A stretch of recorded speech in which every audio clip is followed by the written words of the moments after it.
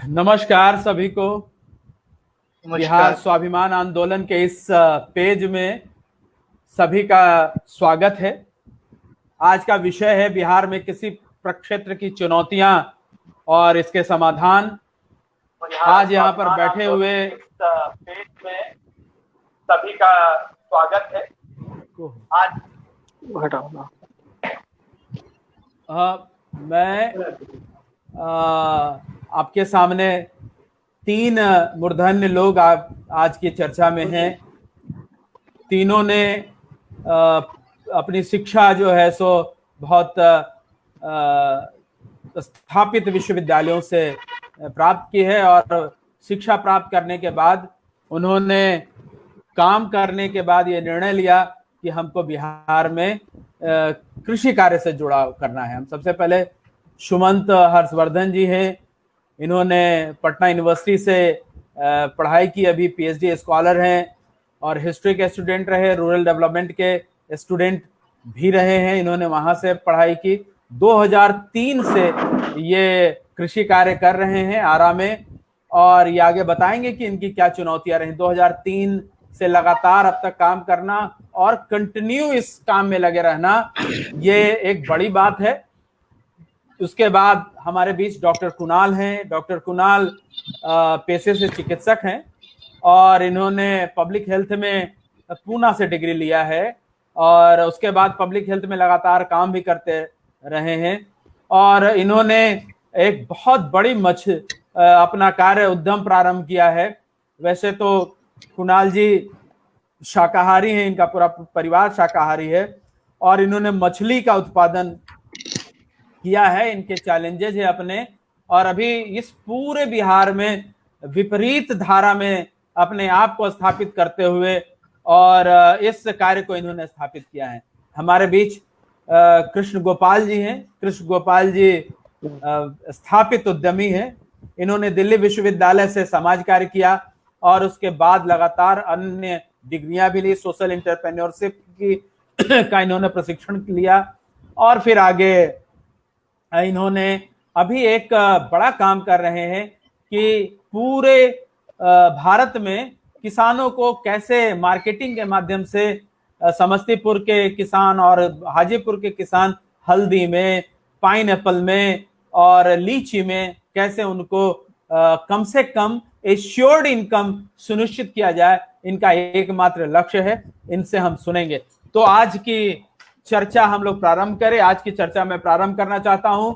अभी 2 दिन पहले एनएसओ का डाटा आया है, उसमें जीडीपी का ग्रोथ -23.9% स्थापित किया गया है फर्स्ट क्वार्टर का।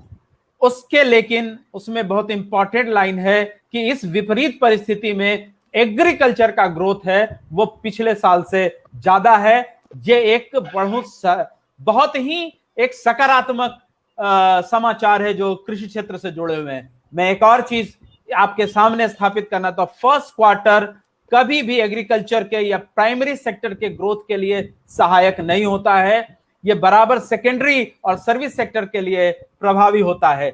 इसके बावजूद एग्रीकल्चर में जो जंप आया है वो नीतियों के कारण है और हम लगातार एग्रीकल्चर को नीति के कारण हम इसको इस सेक्टर के इस तरीके से देखते हैं कि यह एक नकारों का काम है, यह एक बेकार सेक्टर है, इसमें पढ़े लिखे लोगों को नहीं आना चाहिए क्योंकि इसमें कोई कंज्यूमरिज्म नहीं आता है, इसमें परचेजिंग कैपेसिटी इनकी इतनी नहीं होती है कि जो मैन्युफैक्चरिंग सेक्टर है उसका बढ़ावा दे सके। तो जो जीडीपी अभी आया हुआ है ये सेकेंड क्वार्टर में आप देखिएगा, इस बार मानसून भी बेहतर है। इस बार आप देखिएगा कि सेकेंड क्वार्टर में इस देश का जीडीपी यदि कोई बचा पाएगा, बढ़ा पाएगा, तो मैं सशक्त अपने संवाद से कह रहा हूं कि वो एग्रीकल्चर होगा, एग्रीकल्चर होगा और एग्रीकल्चर होगा।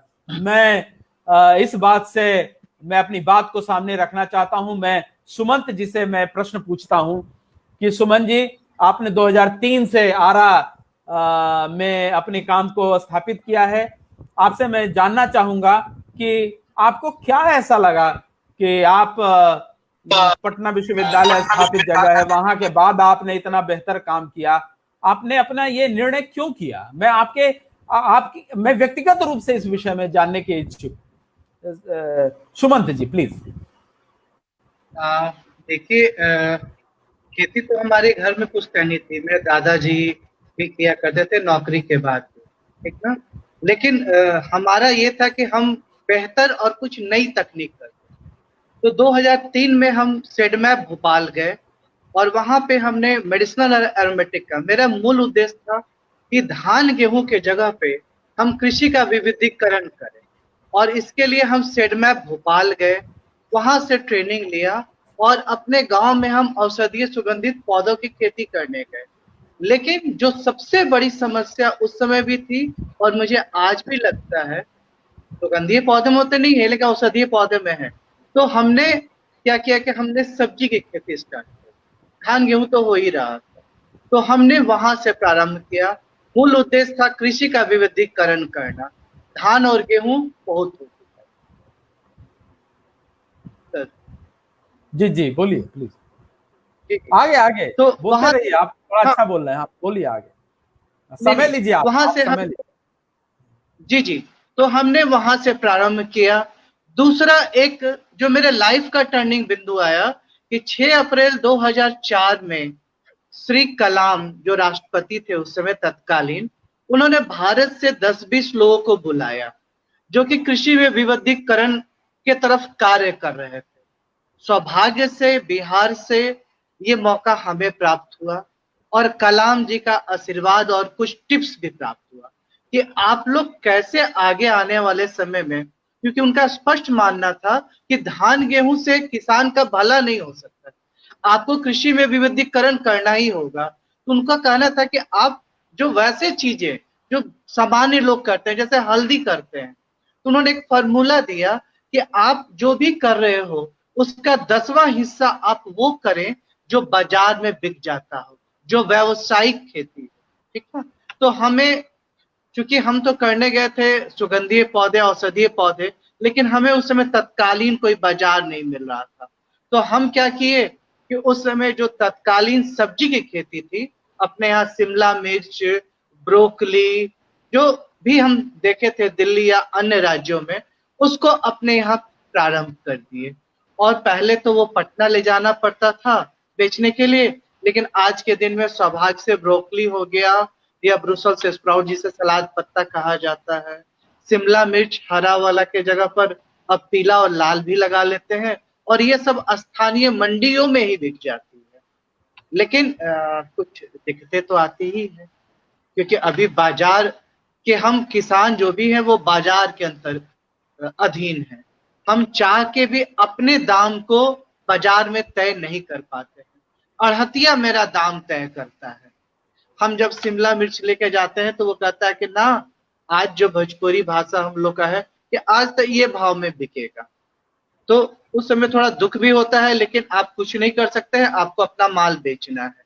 तो इन दिनों में जो 18 वर्षों में एक जो दिक्कतें आई, वो सुनियोजित बाजार का आया।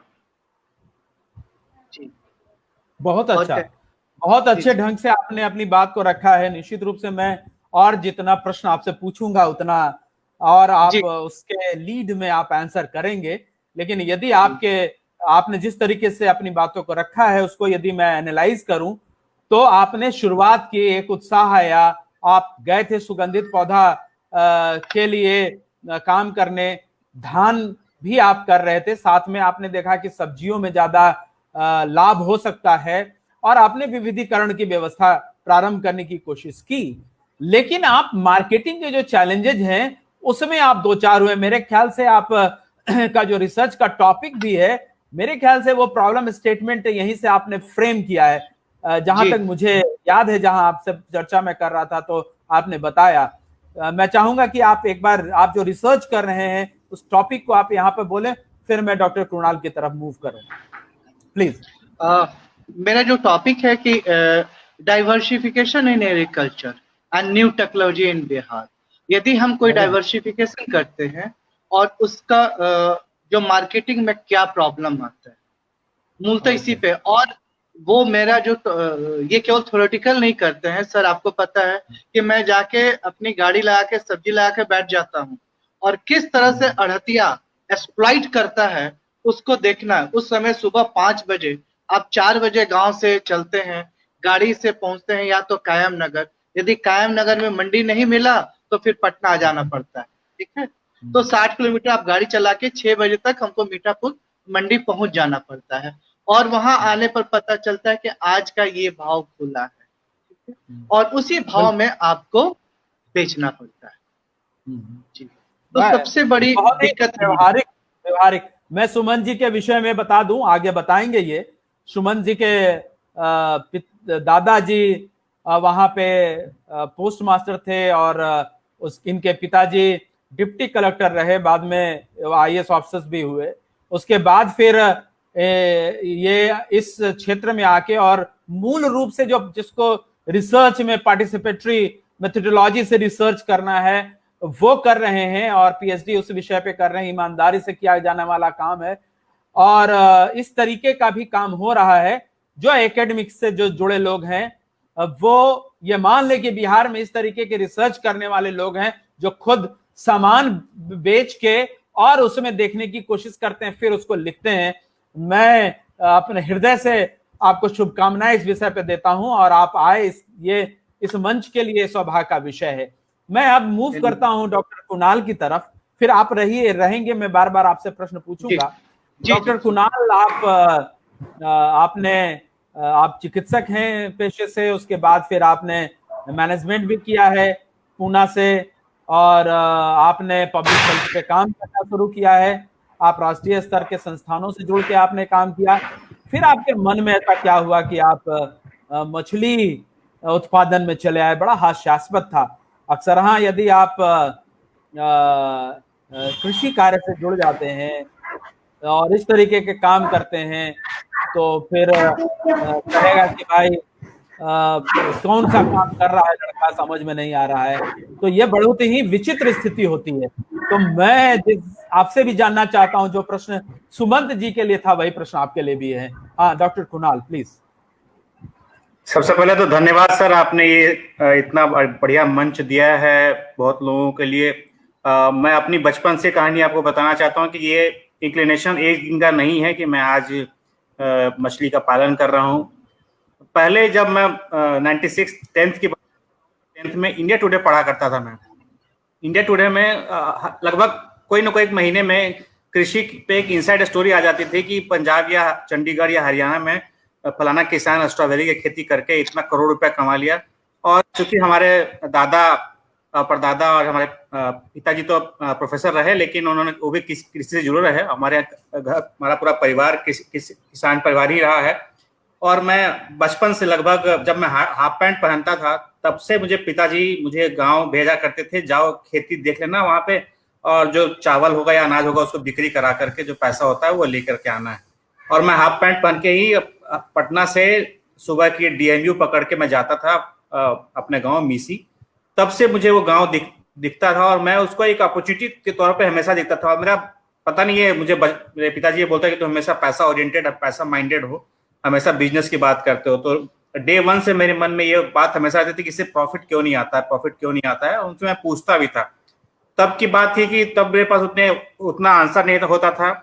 और बीच में 96 में मैंने अपने प्रोत्साहन में पापा को बार बार बोल करके बेबी कॉर्न की खेती भी कराई। सर ये 1996 की बात है सर। बेबी कॉर्न उस समय शायद आज की जैसे डाकबंगला चौराहे पे जो बेबी कॉर्न मिल जाती है, उस समय बेबी कॉर्न मुझे नहीं दिखता था। लेकिन कई जगह पढ़ने पे, पेपर में, अखबार में पढ़ने पे कि बेबी कॉर्न का उत्पादन करने से आप 1 बीघे से 15,000 रुपया बीघा 3 महीने में कमा सकते हैं। और 96 में 15,000 रुपया कमाना सर बहुत बड़ी बात थी। और तब मैंने पापा को कहा कि 6 बीघा में करते हैं, 1 लाख हो जाएगा तो हम लोग यहाँ पे पटना में घर बना लेंगे। और हमने कॉन्ट्रैक्ट फार्मिंग के तहत एक एजेंसी से जुड़े और उनसे बीज लेकर के हमने वो फार्मिंग शुरू की। बहुत अच्छा फसल बहुत अच्छा आया। लेकिन जो उसमें शर्त यह था कि सुबह तोड़ना था 4 बजे भोर में और 5 बजे तक आ जाना चाहिए था पटना। अगर लेट कर दिए तो वो दाना खराब हो जाता था बेबी कॉर्न। इतनी टेक्निकलिटीज हमें उस समय में, उस उम्र में मुझे समझ में नहीं आती थी। मैं नीचे जो बोल के आता था करते थे। और अंततः मेरे पिताजी को उस साल मैंने अपने कारनामे से लगभग 45,000 रुपया घाटा करा दिया। और बोले कि देखो किसी तुम लोग इतना बोलते हो कि इतना बढ़िया चीजें बहुत फायदा होगा, 45,000 रुपया आज आपने डुबा दिया है, अब आप देखिए कैसे क्या होता है। तब वो भी तक मैं फिर वो 97 में। सर 97 में वो भी 97 है, 45,000 रुपया उस समय बहुत है। हाँ, पटना में जमीन हुआ करता था सर। अगर वो जमीन लेते तो करोड़ रुपया का मालिक होता, लेकिन वो 45,000 रुपया हमने गवा दिया लालच में कि कृषि में फायदा होता है। उसके बाद से हमने 97 में कृषि छोड़ा, ट्रेडिशनल खेती होती थी उतना ही होता। वापस मैं पुणे पढ़ने गया, आयुर्वेद की पढ़ाई पढ़ी। वहां भी मैं देखता था, जब भी ट्रेन से जाता था पटना से, तो एमपी घुस के किनारे जो खेती होती थी उसको देख करके मुझे बहुत आकर्षित करता था कि यार हमारे यहाँ ये स्प्रिंकलर क्यों नहीं चलता है, हमारे यहाँ ये इस तरह का पटवन क्यों नहीं होता है। मन में हमेशा ऐसा सवाल होता था, लेकिन मैं डरे में मैं पापा से नहीं बोलता था, क्योंकि एक बार 45,000 का झटका मैं पहले दे चुका था, वो बातें मैं उनको नहीं दोहराता था। सन 2010 में मैं जब अपनी पढ़ाई पढ़ के और संस्थान में मैं जुड़ा, नौकरी करने लगा, तो मेरे पास भी कुछ पैसे हो जाते थे, तो मैं सोचता था कि कुछ किया जाए, लेकिन उस समय भी उतनी पैसा नहीं था। 2015 में मेरी मुलाकात एक एग्रीकल्चर के फिशरी MSc फिशरी के व्यक्ति से हुई। उन्होंने कहा कि आपके पास खेत है? मैं बिल्कुल, हमारे पास बहुत सारा खेत है, आपको कितना खेत चाहिए? तो उन्होंने कहा कि आप मुझे 6 बीघा दीजिए, मैं आपको साल का 10 लाख रुपया दूंगा। मुझे वो बात तुरंत, फिर मैं वापस 96 में जो मुझे करोड़ रुपए पढ़ने इंडिया टुडे में पढ़ने को मिलता था, मैं पूरा, मुझे दिखा कि 10 लाख रुपए यार 6 बीघा में तो 1 लाख रुपए भी नहीं आता है, 10 लाख की बात करता हूँ। मैं तुरंत फिर पापा को मोबिलाइज किया, पूरे 1 महीने लगे, तो पापा नहीं माने, लेकिन मैं आभार प्रकट करता हूँ अजीत सर का। इन्होंने मुझे, इनको ही मैंने बताया, ये बोले मेरी बात तुम मत मान, तुम विजय प्रकाश सर के पास। विजय सर प्रकाश सर के पास मैं गया, तो उन्होंने कहा करो। मैं वापस आके पटना में अपने पापा जी को बोला कि पापा ऐसा है कि विजय प्रकाश सर से आज मिला, उन्होंने कहा कि आप करिए। मैं ये बात इसलिए बताना चाहता हूं कि किसी किसान को प्रोत्साहन की भी आवश्यकता पड़ती है। अगर आप सही जगह से प्रोत्साहन मिले तो भी वो मार्ग प्रशस्त करता है किसान को। 2015 में मैंने मई में अपनी फिशरीज शुरू की। दुर्भाग्यवश मुझे फिशरीज में कोई सरकारी सब्सिडी, सरकारी सहायता नहीं प्राप्त हुआ। मैंने भरसक प्रयास किया, लेकिन वो सब्सिडी का खेल अब मैं कभी भी नहीं खेलना चाहता। मैं प्रयास भी करता हूं, लेकिन मैं अब किसी को, दूसरे को कहता भी नहीं हूं कि आप सब्सिडी का खेल खेलिए, क्योंकि सब्सिडी के खेल में सिर्फ आपको नुकसान है, आप फंस जाइएगा दलदल में। मैं एक अपना उदाहरण देना चाहता हूं कि 5 लाख रुपए लगा करके मैंने वो तालाब, 6 बीघे का तालाब तैयार कराया, जिसमें सब्सिडी के तौर पर मुझे 3,70,000 रुपए प्राप्त होते उस 2015 में, जो कि मुझे नहीं प्राप्त हुए। फिर भी मैंने वो किया, क्योंकि मेरे पास उस समय कुछ अपने पैसे सेविंग थे, मैंने कर लिया। लेकिन अगर किसान ने किया होता तो शायद वो दलदल वो निकल नहीं पाते। और 2015 से मैंने शुरुआत की, तब मुझे फिशरीज का ABC कुछ नहीं पता था कि मछली का बच्चा कहाँ से आता है, मछली खाती क्या है, FCR क्या होता है, ये खल्ली, चूनी, चोकर क्या क्या मिला के खिलाना होता है, वो हम लोग कुछ नहीं जानते थे। 15 में शुरू किया, बाजार से हमने फीड मंगा के खरीद के मछली को खिलाना शुरू किया। जितना आमदनी हुआ उससे सवैया हमने उसको फीड खिला दिया। 1 साल तो हमारा ये एक्सपेरिमेंट में ही चला गया। हमें जो ख्वाब दिखाया गया था कि 10 लाख रुपए मिलेगा, पहले साल ध्वस्त हो गया। मैं हर बार अपने सीनियर्स को ये बात बताता था, हमारा जिस सर भी हैं उनको ये बताता, सर इतना ऐसा हो गया, लेकिन मैंने हिम्मत नहीं हारी। मैं वो सोचता था कि ये देगा जरूर, जब बिक जाता है तो कुछ ना कुछ गलती हुई होगी। ICR के साइंटिस्ट से अजीत सर ने हमें कनेक्ट कराया, उनसे मार्गदर्शन लेने के बाद 2016-17 में मुझे कुल 60,000 का प्रॉफिट हुआ। हमने जो बच्चे डाले वो उतनी मात्रा में नहीं डला पाया, उतना सर्वाइवल नहीं हुआ, कुछ प्रॉब्लम हुई। 60,000 रुपये 17-18 तक में मुझे 1 लाख रुपया प्रॉफिट हुआ। लेकिन अभी जो लास्ट मैंने क्रॉप इस लॉकडाउन में, अभी कृष्ण गोपाल जी लॉकडाउन की बात कर रहे थे कि कृषक को किस तरह से फायदा हुआ। ये लॉकडाउन किसानों के लिए, मैं विशेष करके जो मत्स्य कृषक रहे हैं उनके लिए वरदान साबित हो के तौर पे आया लॉकडाउन। और इस लॉकडाउन की अवधि में मछली का मुंह मांगा रेट जो बोलिए वो देने के लिए कोई तैयार है। मैंने ऐसे ही, मैं उब चुका था, मैं बोला कि यार मेरे यहाँ जो नीचे रहते हैं हमारे खेत पे, जानकी कोई अगर ठेका पे ले लेता है पूरा तालाब 5 लाख में तो दे दो। उसने बोला कि कल ही फोन किया, भैया एक तैयार है लेने के लिए 5 लाख रुपए। उससे पहले हम 2.5 लाख रुपए का ऑलरेडी बेच चुके थे। बोले कि भैया होली बीत चुका है, ज्यादा देर मत करो, 5 लाख में ठेका लेता है, ले लो। तो कुल 7.5 लाख रुपए में से मैंने लगभग 3 लाख रुपए का उसको फीड खिलाया था और 4.5 लाख का मुझे नेट मुनाफा इस लॉकडाउन के आशीर्वाद से एज ए कृषक, मछली कृषक के तौर पे मुझे फायदा हुआ, जिसमें कि वो जो हमारे जो जिन्होंने हुंडे लिया था उनको भी बहुत फायदा हुआ, क्योंकि तालाब पे ही मछलियां 250 रुपए किलो बिक जाया करती थी डेली। और मेरी आंखों के सामने मैं सोचता था ये मैं क्यों नहीं कर पाता था। अभी कृष्ण गोपाल जी बता रहे हैं कि फार्मर ही तय करे रेट। वैसी स्थिति में किसान अगर आ जाए तो किसान को कभी भी दुख नहीं होगा, चाहे वो धान की खेती करें या गेहूं की खेती करें या मछली पालन करें या कुछ भी। किसान के पास वो कैपेसिटी आ जाती है कि वो खुद तय करेगा। जैसे कि हरिलाल मिठाई की दुकान अगर पटना में है, उसकी बूंदी के लड्डू 480 रुपए किलो है, 560 रुपए किलो भी कर दिया है लॉकडाउन में। और आप महावीर मंदिर के लड्डू जो शुद्ध घी की कहलाती है और उसमें और भी ड्राई फ्रूट्स भी मिल जाते हैं आपको, वो आपको 280 रुपए किलो। ये जो प्राइसिंग का जो डिफरेंस है, जिस दिन ये पट जाएगा किसानों के लिए, उस दिन शायद मैं दोबारा नौकरी तो बिल्कुल नहीं करूंगा। दोबारा मैं बिल्कुल नौकरी नहीं करूंगा। अपनी पूरी खेती को, पूरी पुश्तैनी खेती को दोबारा से रिवाइव करके करोड़ों का वो इंडिया टुडे में आर्टिकल मेरा नाम से भी छप जाएगा। ये संक्षिप्त में मेरा जर्नी अब तक का रहा है सर। कमाल है, आपने तो एकदम ऊर्जा का संचार कर दिया आज अभी के डिस्कशन में। बहुत ही शानदार तरीके से आपने प्रस्तुति की है और जिस तरीके से आपने आख्यान अपनी प्रस्तुत किया है वो बहुत ही सकारात्मक नोट पे आपने छोड़ा है। मैं अभी कुछ दिन पहले पढ़ रहा था आंध्र प्रदेश में मछली के लिए। मैं बराबर एक सोचता रहता हूं कि जो पूर्वी भारत है उसमें कल्चर में मछली है। जैसे कि उदाहरण के तौर पे आसाम है, बंगाल है, ये बिहार है और खासकर मिथिलांचल का क्षेत्र है। इन सब सारे जगहों में आप यदि बहुत ध्यान से देखेंगे तो मछली कल्चर में शामिल है। और माछ, वहां पे भात और माछ नहीं बोला जाता, माछ भात बोला जाता है। माछ का मतलब है कि कल्चरली, सांस्कृतिक दृष्टिकोण से यदि है। लेकिन आप ध्यान ये दीजिए कि बिहार में कहीं भी आप चले जाइए आपको आंध्रा मछली मिलेगा। ऐसा क्या हुआ आंध्र प्रदेश में? आंध्र प्रदेश मूल रूप से एक कोस्टल जोन का क्षेत्र है। वहां पे फ्रेश वाटर फिश का कल्चर बहुत पहले का नहीं था और वो ऐसा हुआ कि वो पूरे जो जहां कल्चर था उसको स्थापित कर लिया।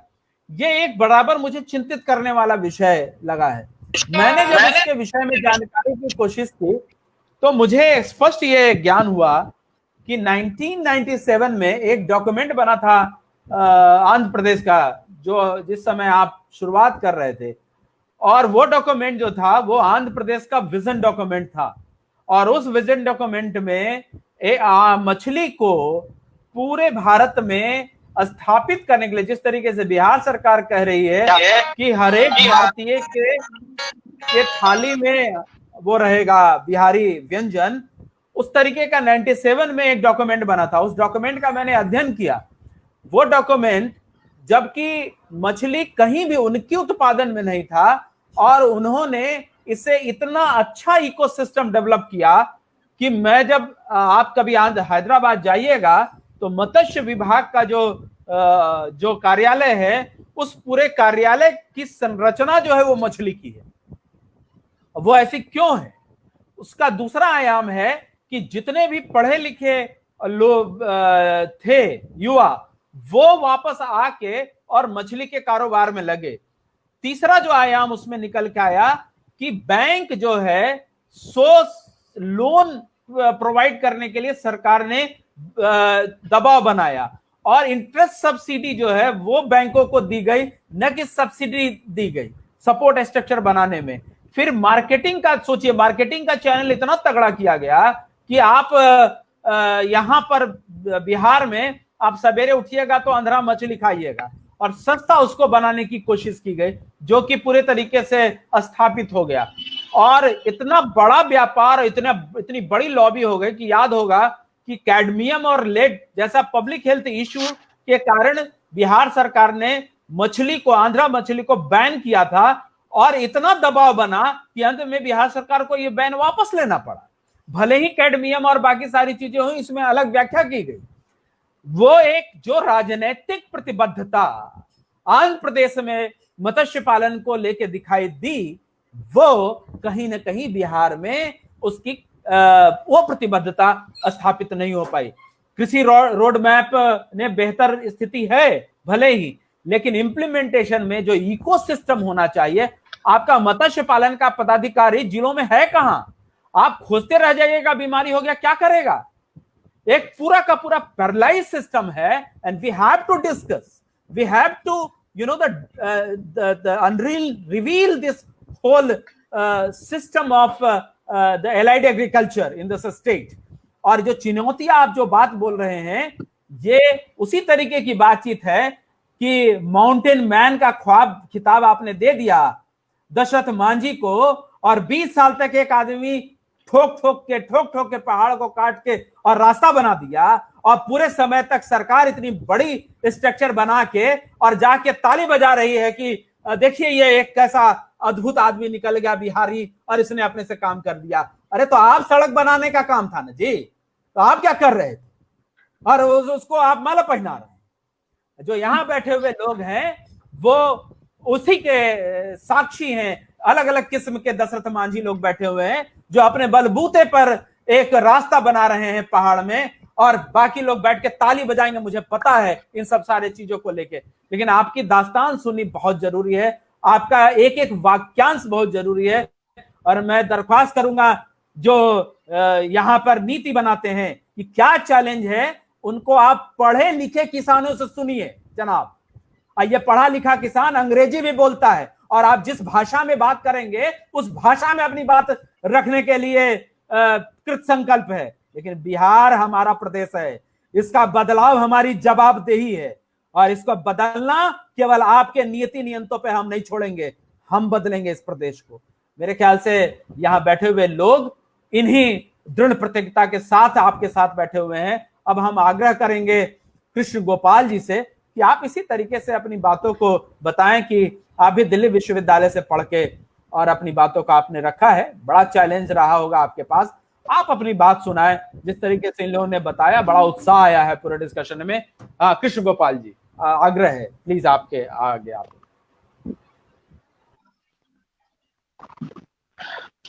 जब मैं दिल्ली यूनिवर्सिटी में पढ़ता था और फील्ड वर्क के लिए मैं आजादपुर मंडी में लगभग 1 साल हमने फील्ड वर्क किया। तो फील्ड वर्क करने में वहां मैंने देखा कि बिहार के मजदूर जो सबसे ज्यादा काम करते थे, फल बेचने का, सब्जी बेचने का, चाहे जूट की बोरी की सिलाई की, तो उनके साथ काम करते करते हमें बहुत कुछ समझ में आया। जब मैं उनके सोशल इकोनॉमिक प्रोफाइलिंग की हमने जानने की कोशिश किया तो पता चला कि एक एक व्यक्ति के पास 10-10 एकड़ जमीन है, और काम क्या करता है तो जूट की बोरी का सिलाई का, पलदारी का, अदरक धोने का, तो इस तरह का काम वो करते। जब उसके बाद मैंने अपना हायर एजुकेशन के लिए जब कर्नाटका गया तो हुबली धारवाड़ रीजन में रहा, तो वहां के जब किसान से मैं मिला, जो 5 एकड़ का मालिक है वो 4 चक्का मेंटेन करता है। वही मैं देखता हूं कि 10-11 एकड़ का मालिक मजदूरी करता है, जूट की बोरी की सिलाई करता है, अदरक धोता है। और वही कर्नाटक का, जब मैं गहराई में जानने की कोशिश किया कि समस्या क्या है, क्योंकि जमीन यदि हम देखें तो बिहार का जो नॉर्दर्न पार्ट का जमीन है वो सबसे ज्यादा फर्टाइल सॉइल है, लेकिन प्रोडक्टिविटी के देखें तो नीचे। तो उसके रूट कॉज को मैं जानने की कोशिश किया, तो रूट कॉज को जब मैं जाना तो पता चला कि यहाँ पर जो इकोसिस्टम है, सपोर्ट सिस्टम फार्मर के लिए वो है ही नहीं। उसको आप कहिए कि एकदम कंप्लीट खत्म हो गया हुआ है। एग्जाम्पल के तौर पे कि यदि कोई किसान खेती करता है, हर साल बाढ़ से उसको बर्बाद होना है। नॉर्दर्न बिहार की हम बात करें जिसमें आपका मुजफ्फरपुर, सीतामढ़ी, दरभंगा, मधुबनी, दोनों चंपारण, गोपालगंज, सिवान, तो ये सब का कंप्लीट किसान के लिए उसको अभिश्राप ही कहिए कि वो पूरा का पूरा बर्बाद हो जाता है। एक वो समस्या, जब वो उसमें भी वो कुछ करना चाहता है तो सरकार करने नहीं देती है, क्योंकि उनकी पॉलिसी फ्रेमवर्क ऐसी है कि वो फार्मर सेंट्रिक है ही नहीं। जब फार्मर सेंट्रिक की बात होती है कि आप नेता बन रहे हैं हटिए, तो गवर्नमेंट का ये सब, तो हमने ठाना कि नहीं चलते हैं बिहार, क्योंकि आपको बाहर में रह के एक नॉन रेसिडेंशियल बिहारी बन के कि देखना कि हाँ कि क्या हो सकता है क्या नहीं हो सकता है, अलग अलग प्लेटफॉर्म पे कहना कि ऐसे कीजिए वैसे कीजिए, उससे अच्छा है कि चलते हैं जमीन पे और जमीन पे करके दिखाते हैं कि नहीं इस तरीके से काम हो सकता है और आप उसके अकॉर्डिंग पॉलिसी बनाइए। ऐसा नहीं है किसान का डिमांड कुछ और है और आप दे कुछ और रहे हैं। जैसे हमने जो किया, जो बाढ़ग्रस्त एरिया है, यदि आप मुजफ्फरपुर और सीतामढ़ी का जमीन रकबा कहेंगे कि बागमती के बांध के भीतर की जमीन, तो दोनों जिला को मिला के लगभग 13,000 हेक्टेयर जमीन जो अनकल्टिवेटेड है। अब देखिए वो 13,000, ये मेरा सिर्फ रैंडम डाटा है, ये मैं एग्जैक्ट नहीं कर सकता हूँ कि एग्जैक्ट डाटा यही है। तो 13,000 हेक्टेयर जमीन, यदि अब ये सोचने वाली बात है कि 13,000 हेक्टेयर में कितने किसान का जमीन होगा, और वो सारा का सारा जमीन अनप्रोडक्टिव है, वहां पे खेती नहीं होती है, लगभग 10 साल 15 साल से वो पड़ती पड़ी हुई जमीन है। अब वो किसान जाएंगे तो जाएंगे कहाँ, वो सारे के सारे माइग्रेट हो जाते हैं, उसके बाद काम नहीं मिलेगा, गांव पूरी खाली हो रखी है, उन खेत पे पानी लगता है, पानी को हटाने की बात होती है तो हर तरह के कोई सुनने को तैयार नहीं होता है। और जब बांध के भीतर की जमीन है तो उसमें जंगल आ जाते हैं, तो जंगल साफ करने में किसान का बहुत ज्यादा खर्चा लगता है, तो किसान कहता है छोड़ो इससे अच्छा है कहीं और। तो हमने क्या किया कि उस बाढ़ग्रस्त इलाके में जहां पानी अधिक लगता था वहां पे फसल का चुनाव ऐसा करना शुरू किया जो उसके अकॉर्डिंग सरवाइव करता है। तो हमने कहा कि जो कंप्लीट 1 महीना 2 महीना पानी लगा रहता है, तो वहां पे हमने कहा कि आप किसान से कहा कि आप खस लगाइए, नागर मोथा लगाइए, बच लगाइए, कि कम से कम पानी भी लगेगा तो किसान को नुकसान नहीं होगा। क्योंकि जो कि एग्रीकल्चर में जो नुकसान है वो आदमी भी नुकसान करता है, क्योंकि गांव समाज के लोग कुछ ना कुछ नुकसान कर देते हैं, उसके बाद जानवर नुकसान करता है, तो किसान का जो नुकसान होता है, जितना प्रॉफिट आना है वो पूरा प्रॉफिट नुकसान में ही चला जाता है। ये फसल ऐसा है कि जिसको बाढ़ भी नहीं नुकसान कर सकता, जानवर भी नुकसान नहीं करता, यदि कोई व्यक्ति उखाड़ के बेचने की कोशिश करेगा तो उसको मार्केट भी नहीं मिलेगा, और उसका वैल्यू एडिशन करना है तो किसी को पता है नहीं। तो जिसके कारण हुआ कि किसान को फायदा आना शुरू किया, जो क्योंकि जो मेरा अपना डाटा कहता है कि जो बांध के भीतर के किसान हैं उनको 0 से 5,000 रुपया प्रति एकड़ सालाना आमदनी है। अब इसमें तो हम तो मानते हैं कि 1 महीना का राशन भी नहीं आ पाएगा, यदि एक बड़ा परिवार है, 4 से अधिक लोगों का परिवार है, तो वो राशन भी नहीं आ पाएगा। तो उनकी 1 एकड़ से आमदनी है, तो उनका सर्वाइवल क्या है। जब हमने ये सब फसल का उनके बीच में डाला तो उनकी आमदनी बढ़ के हो गई 40,000 से लेके 70,000 रुपए प्रति एकड़ सालाना। बाढ़ग्रस्त एरिया है, बाढ़ है और किसान को किसी चीज का नुकसान भी नहीं है। हाँ, उसके लिए हमने इकोसिस्टम डेवलप करने की कोशिश किया, जिसमें बहुत हद तक सक्सेस भी हुए। हम ये नहीं कह सकते हैं कि 100% हमने सक्सेस कर गए हैं, लेकिन अभी भी स्ट्रगल कर रहे हैं, क्योंकि एडॉप्शन बिहार में एडॉप्शन बहुत स्लो है, क्योंकि नए चीजों को वहां अगला करेगा, अच्छा रिजल्ट आएगा तो हम करेंगे, नहीं तो हम नहीं करेंगे। तो जिसके कारण हुआ क्या कि हमने इंडस्ट्री को लिंकअप किया, जैसे बहुत सारे फाइटोकेमिकल इंडस्ट्री है, फार्मास्यूटिकल इंडस्ट्री है, उनके साथ एसोसिएट होके हमने किसान का खेती करवाया, वैल्यू एडिशन, और वैल्यू एडिशन भी किसान के पास हम लोग करवा रहे हैं। ऐसा नहीं है कि वैल्यू एडिशन कोई और करेगा, तो किसान के पास वैल्यू एडिशन हो गया तो प्रोडक्ट का रेट अच्छा मिल जाता है, और उसके अकॉर्डिंग डायरेक्ट इंडस्ट्री को मिल गया, तो बीच में जो बिचौलिए हैं जो वो पूरे के पूरे खत्म हो गए। तो इस तरीके से किसान का माल डायरेक्ट कंपनी को और उसमें हमने रेट एक फिक्स करने की कोशिश किया है, जो बहुत हद तक हम लोग सही रहे हैं। क्योंकि यदि हम देखें कि मेडिसिनल एरोमेटिक इंडस्ट्री कंप्लीटली वो क्वालिटी कंट्रोल पे है, क्वालिटी भी थोड़ा भी 19-20 हुआ रेट नहीं मिलता है। तो हमने क्या किया है कि कॉस्ट ऑफ कल्टीवेशन निकाला है, उसमें 7% मार्जिन डाला और उसको एक लोएस्ट बेस्ट प्राइस बना दिया कि किसान को कोई भी क्वालिटी का सामान है इससे कम रेट पे बिकेगा नहीं। जिसका फायदा किसान को ये हुआ कि उनका खराब तेल का भी एक अच्छा रेट मिल गया।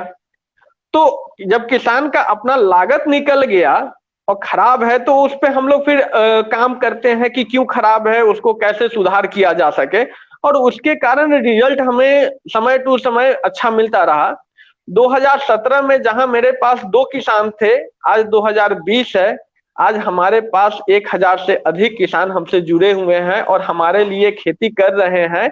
और उनको मैं दावे के साथ कह सकता हूं, जो प्रधानमंत्री जी ने ये देखा कि किसानों का आमदनी दुगुना, तो जो हम लोग काम कर रहे हैं उससे दुगुना नहीं 3 गुना आप कह सकते हैं। क्योंकि जहां पे किसान की आमदनी 5000 प्रति एकड़ आ रही है और वहां पे आप 40,000 से 70,000 तक कर दे रहे हैं, तो दुगुना क्या, वो मल्टीपल टाइम मल्टीप्लाई हो जा रहा है।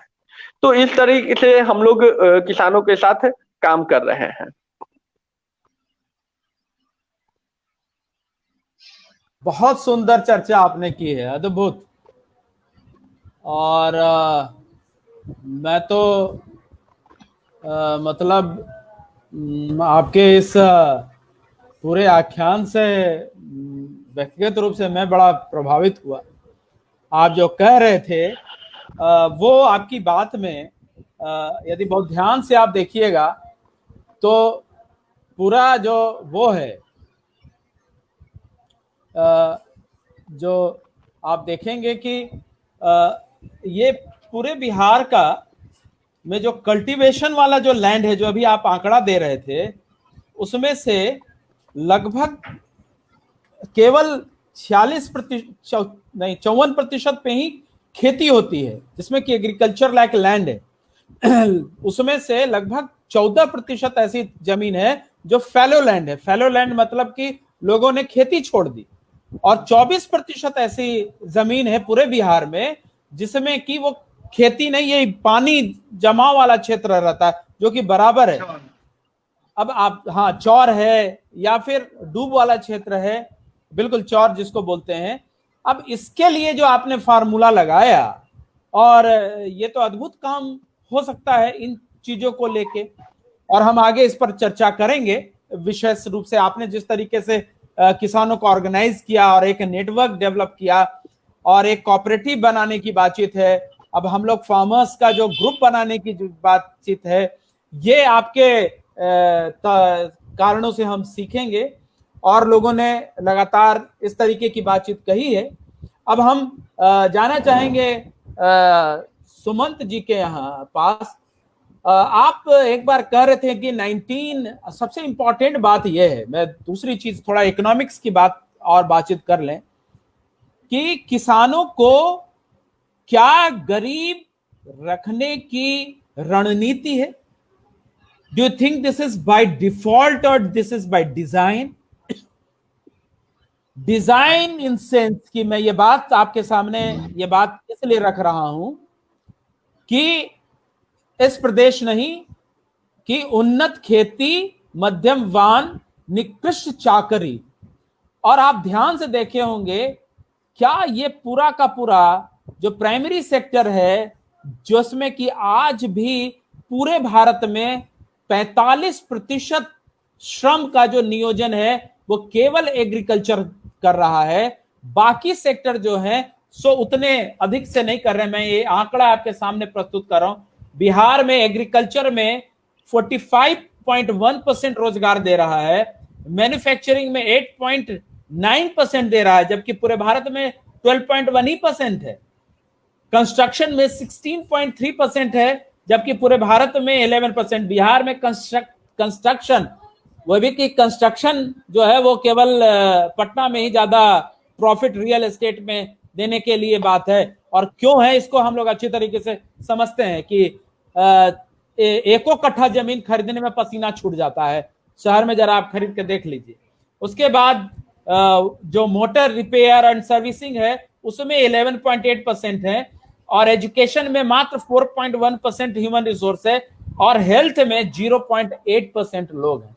मतलब कि बिहार में सबसे ज्यादा यदि लोग लगे हुए हैं तो 45.1% एग्रीकल्चर में लोग लग रहे हैं। अर्थात एग्रीकल्चर को हम यदि सब्सटैंशियल सरप्लस इकोनॉमी की तरफ मूव करते हैं, इसमें इन्वेस्टमेंट ज्यादा करते हैं, इसमें इसका इकोसिस्टम मजबूत करने में इन्वेस्टमेंट करते हैं, इसमें सड़कें, आंध्र प्रदेश में क्या किया कि जहां जहां पे तालाब थी वहां वहां पर रोड बनाया, जहां जहां मंडियां थी वहां वहां पर रोड बनाया गया, इससे नेटवर्किंग डेवलप हुई। तो इकोसिस्टम, जैसे कि कोल्ड स्टोरेज बनाने की बातचीत सब जगह पर की गई, नेटवर्किंग बनाने की सब जगह पर बातचीत की गई। इकोसिस्टम यदि मजबूत करेंगे, that is meaning of that कि इन्वेस्टमेंट यदि बढ़ाएंगे। तो अब मैं ये कह रहा हूं कि आपके पिताजी डिप्टी कलेक्टर भी रहे हैं सुमंत जी, और आपके दादाजी किसान भी रहे हैं, ये दोनों चीज आपके घर में रहा है। तो आप क्या बता सकते हैं कि पहले 1 क्विंटल धान का सरकार कितना पैसा देती थी? उस समय लोगों को, खासकर सरकारी अधिकारियों को, वो भी डिप्टी कलेक्टर लेवल के लोगों को क्या तनख्वाह मिलती थी?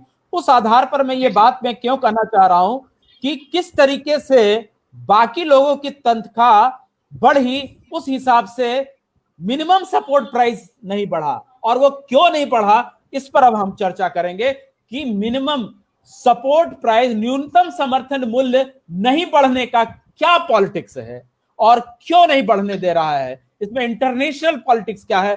We are going to discuss it, ये इंपॉर्टेंट है। हाँ सुमंत। देखिए, सबसे बड़ी हमें तो रणनीति समझ में ये आती है कि किसान को बेचारा बना के रखो। सबसे मूल भावना यही है कि यदि हम किसी अधिकारी के पास जाते हैं, कृषि के किसी भी बैंक में जाते हैं, तो वो समझते कोई बेचारा आ गया है मुझसे भीख मांगने, ठीक ना। उन्हें ये नहीं लगता कि कोई आ गया है जो आपको अन्न देता है। सर, मैं आपको एक नोटिस दिखाना चाहता हूँ, 1965 का है ये, 1965 का नोटिस है मेरे दादाजी के नाम का। उसमें गवर्नमेंट, उसमें राइस एंड प्रोटेक्शन एक्ट चलता था। उसमें कहा जाता है 1965 में 42 रुपए प्रति क्विंटल धान का मूल्य सरकार देती थी और 10 पैसा भाड़ा देती थी। आज हमको 1750 और कुछ मिलकर 1850 का एमएसपी की बात की जाती है। मिलता है चाहे नहीं वो अलग है। हम आज अपनी माँ से पूछे, चूंकि पिताजी तो नहीं रहे, कि माँ पापा को उस समय कितना वेतन मिलता था, तो पता चला कि 260 रुपए मिलते थे एक डिप्टी कलेक्टर को, ठीक ना। और आज जो डिप्टी कलेक्टर ज्वाइन करता है, पिताजी तो 55 बैच के थे, उस समय एसडीएम हो चुके थे, आज जो एसडीएम है उनको 1 लाख रुपए करीब मिलता है।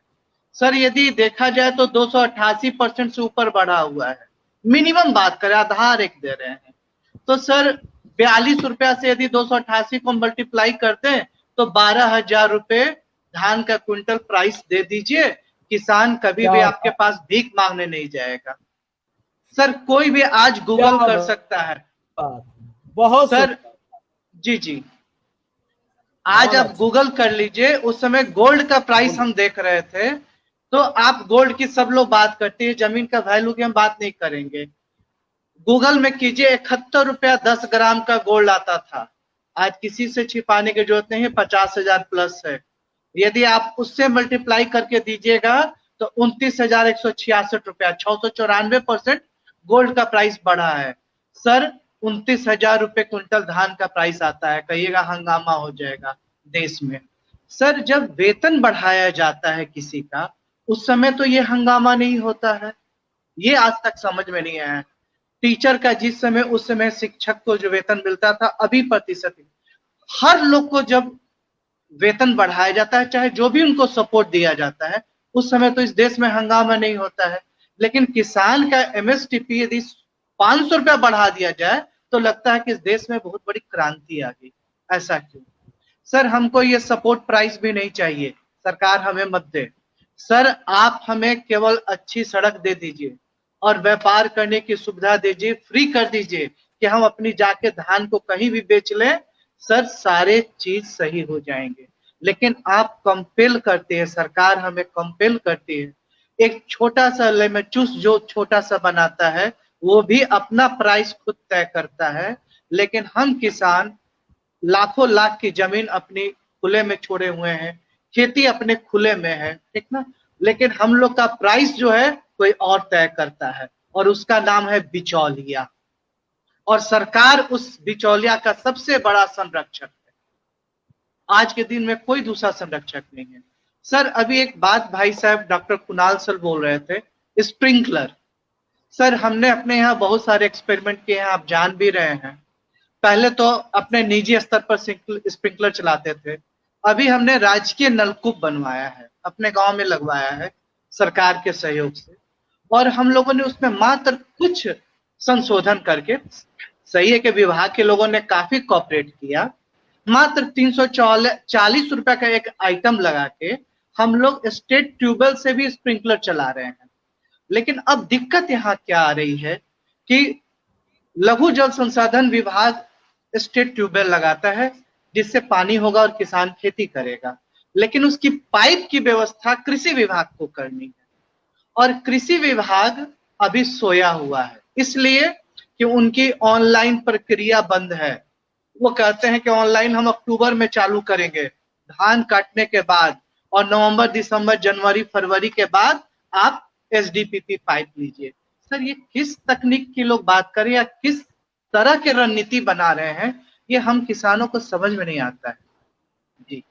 तो एक ये कुछ छोटे उदाहरण है सर। बार बार बात होती है कि हम आपको ये दिए, हमें कुछ मत दीजिए, आप अच्छी तकनीक तो दीजिए। अभी हम कमेंट देख रहे थे, फेसबुक पर आ रहा था, एकदम सही है।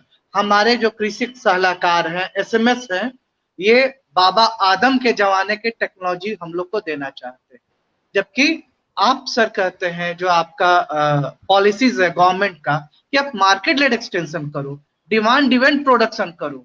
सर डिमांड के ड्रिवन के अनुसार ही तो हम बासमती सुगंधा लगाते हैं, 470 रुपए केजी मार्केट से बीज खरीदते हैं धान का, और 5500 रुपए मेरे खेत से क्विंटल चावल बिक जाता है। यदि अच्छी प्रोसेसिंग यूनिट बिहार में हो तो हम 100 रुपए भी बेच ले, कहीं कोई दिक्कत नहीं है। सर डिजाइन फ्रेमिंग कुछ इस तरह से किया जा रहा है कि आपको किसी तरह से हम गरीब और बेचारा बना के रखें। एक किसान के लिए एक आइडियल शब्द हमको लगता है कि बेचारा है। आपको कुछ नहीं आता है, आप बेचारा हैं, कृषि कर रहे हैं, ठीक है। तो इस तरह कुछ सर रणनीति बनाई जा रही है सर। बहुत ही तगड़े तरीके से जिसको शब्द का प्रयोग करें, यदि किसान की भाषा में बातचीत करें तो जी। आपने जो सवाल उठाए हैं वो बहुत ही कठिन सवाल है, जिसको कि हाँ बोलिए प्लीज। एक छोटा सा चीज सर अभी कहेंगे। सर हमारी सरकार ये कोशिश करती है या कर रही है, बार बार ये लोग कहते हैं नई तकनीक अपनाओ, नई तकनीक अपनाओ। हम लोगों ने पॉली हाउस बनाया, सबसे अपनी बेशकीमती जमीन को उसमें लगाया, सबसे बढ़िया जमीन चुन के। सर पॉलिसी क्या बनी?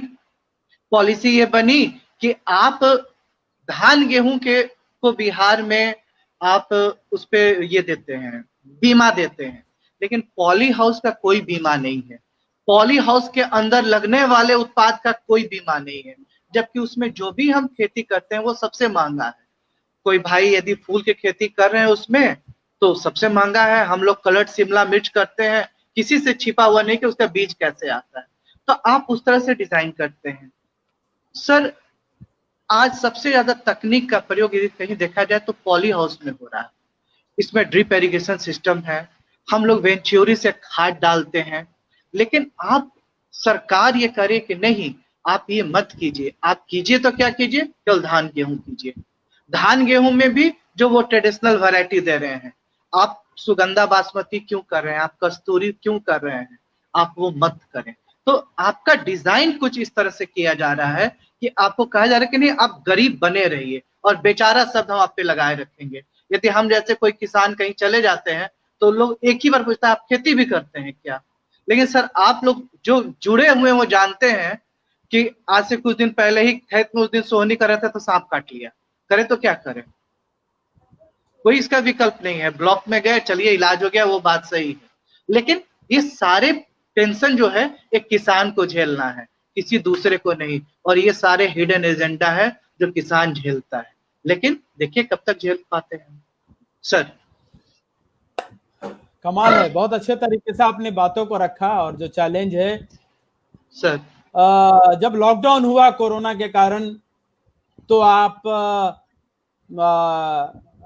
होंडा सिटी के शोरूम में नहीं गए, आप टेलीविजन के शोरूम में नहीं गए, आप रेस्टोरेंट में नहीं गए, आप गए कहां?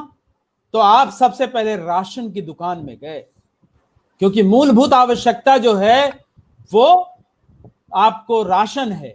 क्योंकि जब बंद हो जाओगे तो कपड़ा की दुकान में लोग भरा हुआ अलमारी उसी तरीके से जब खुलता है तो आज घरों में बाट जो हो रहा है कि काश हमको एक बार पहन वहन लो। वेबिनार के कारण हम लोग पहन ले रहे हैं, लेकिन अब मौका ही नहीं मिल रहा है। लेकिन रसोई नहीं ना कह रहा है कि ऐसा करिए कि 2-4 दिन हमको भी लॉकडाउन कर लीजिए, ये संभव नहीं हो पा रहा है। तो जो मूलभूत आवश्यकता है उसकी जो जरूरत है, मैं याद करना चाहता हूं, आप 65 की बात कहे, क्या बात आपने कही है। लाल बहादुर शास्त्री जब प्रधानमंत्री थे उस समय उनके सचिव हुआ करते थे सुब्रमण्यम साहब, उन्होंने इनको कहा कि देखिए माननीय प्रधानमंत्री जी, 13 दिनों का अन्न जो है भंडार वो बचा हुआ है अब हमारे पास। क्योंकि उस समय कहां आता था, कहां से अनाज आता था, उस समय अमेरिका देती थी। और अमेरिका ने वियतनाम युद्ध में जवाहरलाल नेहरू जी ने बोल दिया था अमेरिका के विरोध और वियतनाम के पक्ष में, तो उन्होंने कहा था अमेरिकन प्रेसिडेंट ने कि बेगर्स आर नॉट चूजर्स, और यह बात संबोधित की थी। और यही कारण था कि लाल बहादुर शास्त्री जी ने सारे किसानों को और जवानों को दोनों, क्योंकि उस समय याद होगा कि पाकिस्तान भी अटैक कर रहा था, कमजोर हो रहा था देश, आह्वान किया था कि एक सप्ताह में 1 दिन का उपवास रखना है और अनाज इतना उत्पन्न करना है कि हर एक भोजन हर एक व्यक्ति के घरों में पूरे साल भर का हो जाए। आपको याद होगा कि मैक्सिको से मैक्सिकन वो गेहूं उस समय आया था, उसके सीड आए थे, और वो सीड आने के बाद पूरे देश में पहली बार गेहूं का उत्पादन शुरू हुआ। ठीक उसी समय करनाल में नेशनल इंस्टीट्यूट भी खड़ा हुआ, और आज के दिन में खाने के बाद इतना किसानों ने अनाज उत्पादन किया कि माननीय प्रधानमंत्री इस देश के कहते हैं कि हम सभी लोगों को जो घरों में रहते हैं 6 महीना तक अनाज दे देंगे आपको खाने के लिए, आप उद्बोधन करिए। और जो किसान इस देश को उस 13 दिन के अन्न भंडार से लेके और समृद्धि की इस ऊंचाई तक ले गया है, उसको कपड़ा फटा देख के आप आत्मसंतोष से सांस भरते हैं। और यदि उसने गलती से गाड़ी खरीद ली और इससे बुरा और कुछ नहीं हो सकता है। अब इसका पॉलिटिक्स पर हम लोग को डिस्कशन भी करना चाहिए कि ऐसा क्यों होता है, ये पॉलिटिक्स इसके भीतर क्या है, वर्ल्ड बैंक की नीतियां क्या बोलती हैं, इस पर हम लोग को मौका मिलेगा तो हम लोग बात करेंगे। क्या होता है जब जो G6 कंट्रीज हैं उन्होंने ऐसा क्या, जो ILO और जो वर्ल्ड ट्रेड ऑर्गेनाइजेशन है, इन लोगों ने क्यों कहा भारत जैसे विकासशील देशों को कि आप सब्सिडी नहीं बढ़ा सकते हैं, जब भी आप सब्सिडी बढ़ाएंगे तो इतना प्रतिशत के तुलना में नहीं बढ़ाएंगे। और ये इस जो संधि है इससे अपना देश बंधा हुआ है, जबकि अमेरिका जो है सो लगातार अपने किसानों को लॉकडाउन के समय भी सब्सिडी देता रहा और उनके मार्केट उनको सुनिश्चित करता रहा कि इस मूल्य से नीचे आपको जो फसल आप बेचेंगे उसको नहीं, आपको इससे कम मूल्य पे आपका फसल नहीं बिकेगी। इसकी पूरी की तरीके से, जबकि अमेरिका पूरी तरीके से मार्केट इकोनॉमी पर आधारित है, हम लोग का सोशलिस्ट और मिक्स इकोनॉमी है, तो भी हम एमएसपी को कानूनी जामा नहीं पहना रहे हैं। एक जब जाता है कब किसान और वो वहां पर खड़ा होता है, उसको कह देता है कि मॉइस्चर ठीक नहीं है, तो ये ठीक नहीं है, वो ठीक नहीं है, बगल में एक खड़ा रहता है और वो कहता है कि 1200 पे खरीद लेंगे। मरता क्या नहीं करता, उसी से उसको अपनी बेटी की शादी करनी है, मरनी जीनी गोतिया सब चीज उससे उसको करना है, तो वो बेचेगा तो नहीं क्या करेगा। तो अब आप समझिए कि जब आप अनिश्चितता की अर्थव्यवस्था, जब किसान अनिश्चित है कि हमारा आगे आने वाला जो समय है, साल भर में जो हमको अनाज मिलना चाहिए या पैसा मिलना चाहिए, उसको पता नहीं है। न फसल निश्चित है, क्योंकि फसल निश्चित होता है इरिगेशन से, एश्योर्ड इरिगेशन से, और वो एश्योर्ड इरिगेशन की व्यवस्था जब आपके पास नहीं है तो फसल की अनिश्चितता है। मार्केट में आपने कानूनी जामा नहीं पहनाया मिनिमम सपोर्ट प्राइस का, तो वो अनिश्चित है, तो जिसके कारण आप को पता नहीं है कि हम क्या कर पाएंगे। तो उसको ये लगता है कि जो पैसा आया उसको बचा के रखो, और जो कंज्यूमरिज्म होनी चाहिए, जो कि ओवरऑल जीडीपी पर रिफ्लेक्ट होता है, वो पैसा बचाने की कोशिश करता है और सामान नहीं करता है, क्योंकि उसको पता नहीं चलता है कि हमको आगे मिलेगा खाने के लिए कि नहीं मिलेगा। तो ये जो बिहार की पूरी इकोनॉमी है वो सरप्लस इकोनॉमी नहीं हो रही है, सब्सटेंस इकोनॉमी में है। किसी तरीके से भोजन भात चला के और तन ढकने का कपड़ा हो जाएगा, बिना प्लास्टर के छत यदि ढला गया तो बड़ी हो गया। ये 3 आयाम पर किसान जीवित रहता है। इन सब सारी चीजों पर, इस राजनीति पर हम लोग चर्चा करेंगे, और इसकी एक पूरी व्यूह रचना है। ये बिहार उहार में इसका पक्ष नहीं है। बिहार के जो पॉलिटिशियन है, इनके बस की चीज नहीं है कि इसको ये एमएसपी को तोड़ देंगे। एक बार इन्होंने 200 रुपया बढ़ाया था, एमएसपी में 1600 किया था जब 1400 से था। अगली बार उन पर ऊपर से सरकार का डंडा चला और ये चुप हो गए, फिर से कभी नहीं बढ़ाया। 2500 छत्तीसगढ़ ने बढ़ाया धान का, फिर इस बार जो है सो उसको कहा कि तुम्हारे पास पैसा खत्म हो जाएगा, लेकिन वो बात नहीं है। इसका WTO, वर्ल्ड ट्रेड ऑर्गेनाइजेशन और इंटरनेशनल पॉलिटिक्स पर चर्चा बराबर होनी चाहिए, क्योंकि उतना समय नहीं है। कोई समय होगा तो इस पर चर्चा करेंगे।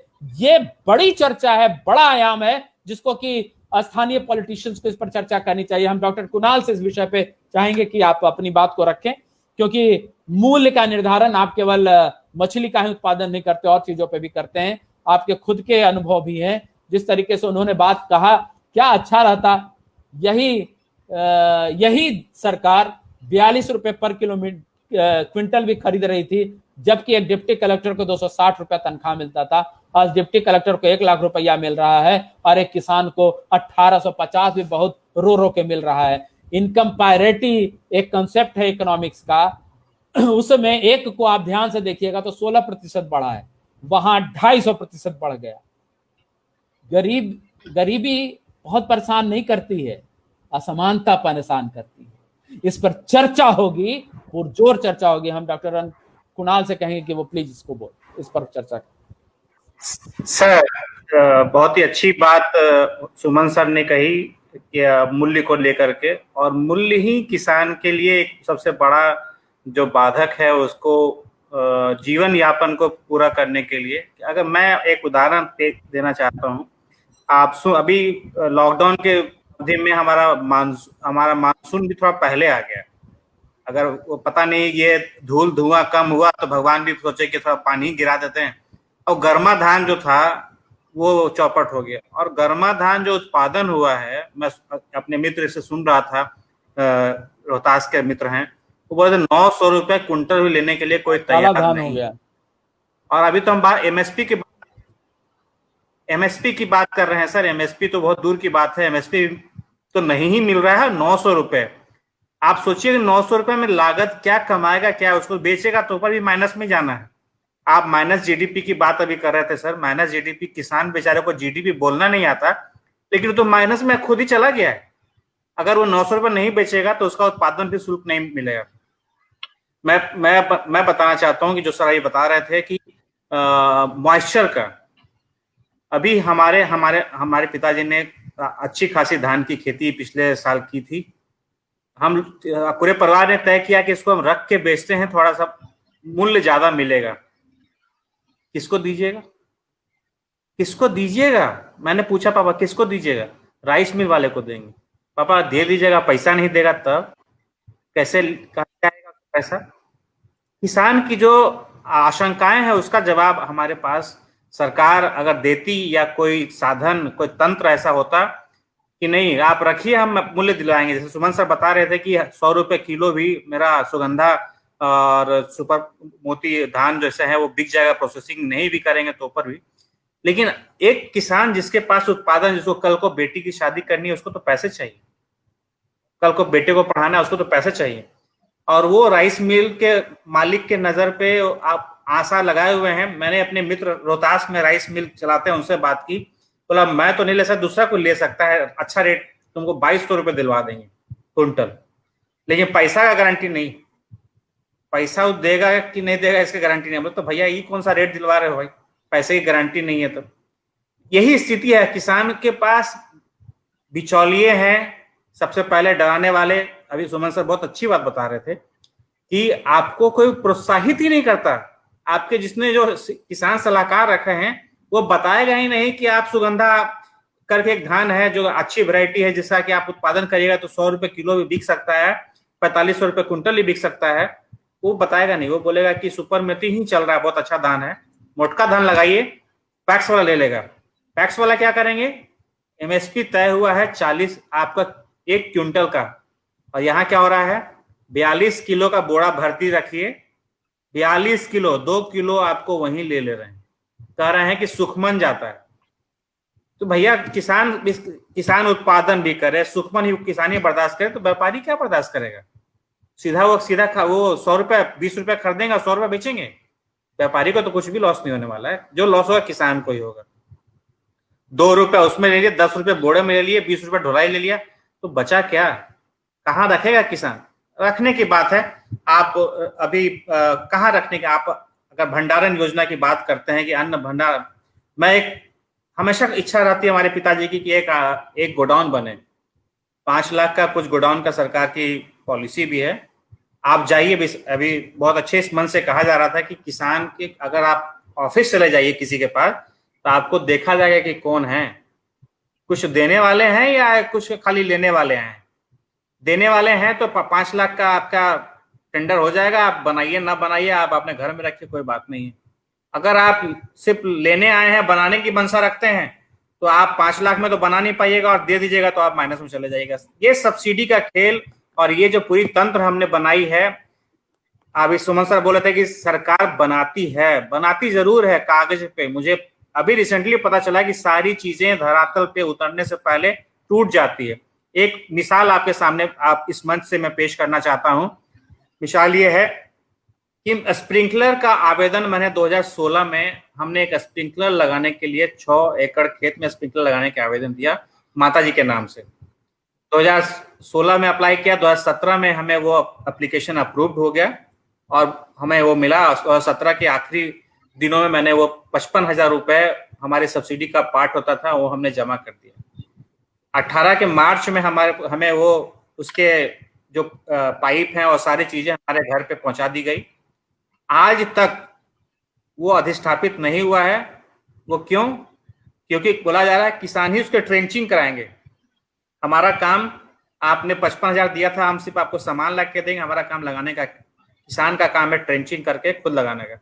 अब बताइए कि 6 एकड़ की ट्रेंचिंग कराना में कितना खर्च आ सकता है? वो कहते नहीं सर 5,000 में हो जाएगा। मैं उत्सुकता बस मैं पता किया 5,000, 40,000 रुपए से नीचे कोई कम नहीं मांग रहा ट्रेंचिंग करने के लिए। मशीन, जो ट्रेंचिंग मशीन होती है वो उत्तर बिहार में है, दक्षिण बिहार में उस मशीन की कमी है। वो मशीन हमारे पास उतना उपलब्ध इधर है नहीं जिसको करा सकते। उत्तर बिहार वाले इधर आ नहीं सकते।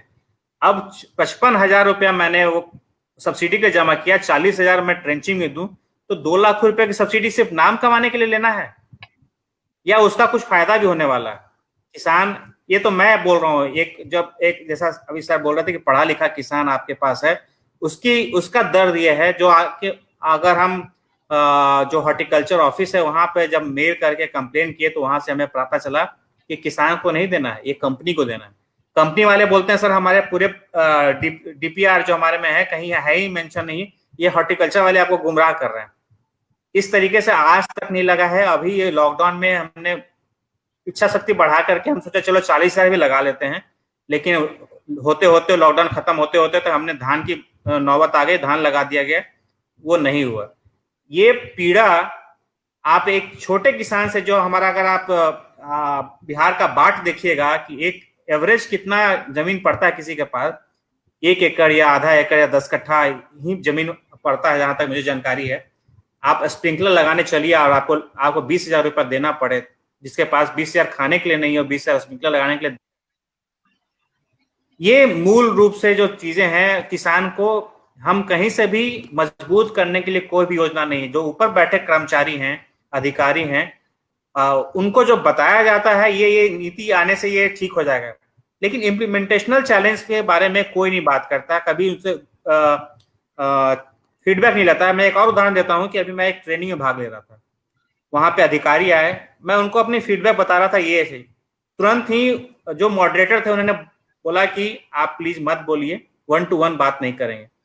अब वहां 1 to 1 में बात नहीं हो सकती, उनसे मुलाकात नहीं हो सकती, फोरम मिला तो आप उनसे चर्चा नहीं कर सकते, तो फीडबैक पहुंचेगा कैसे?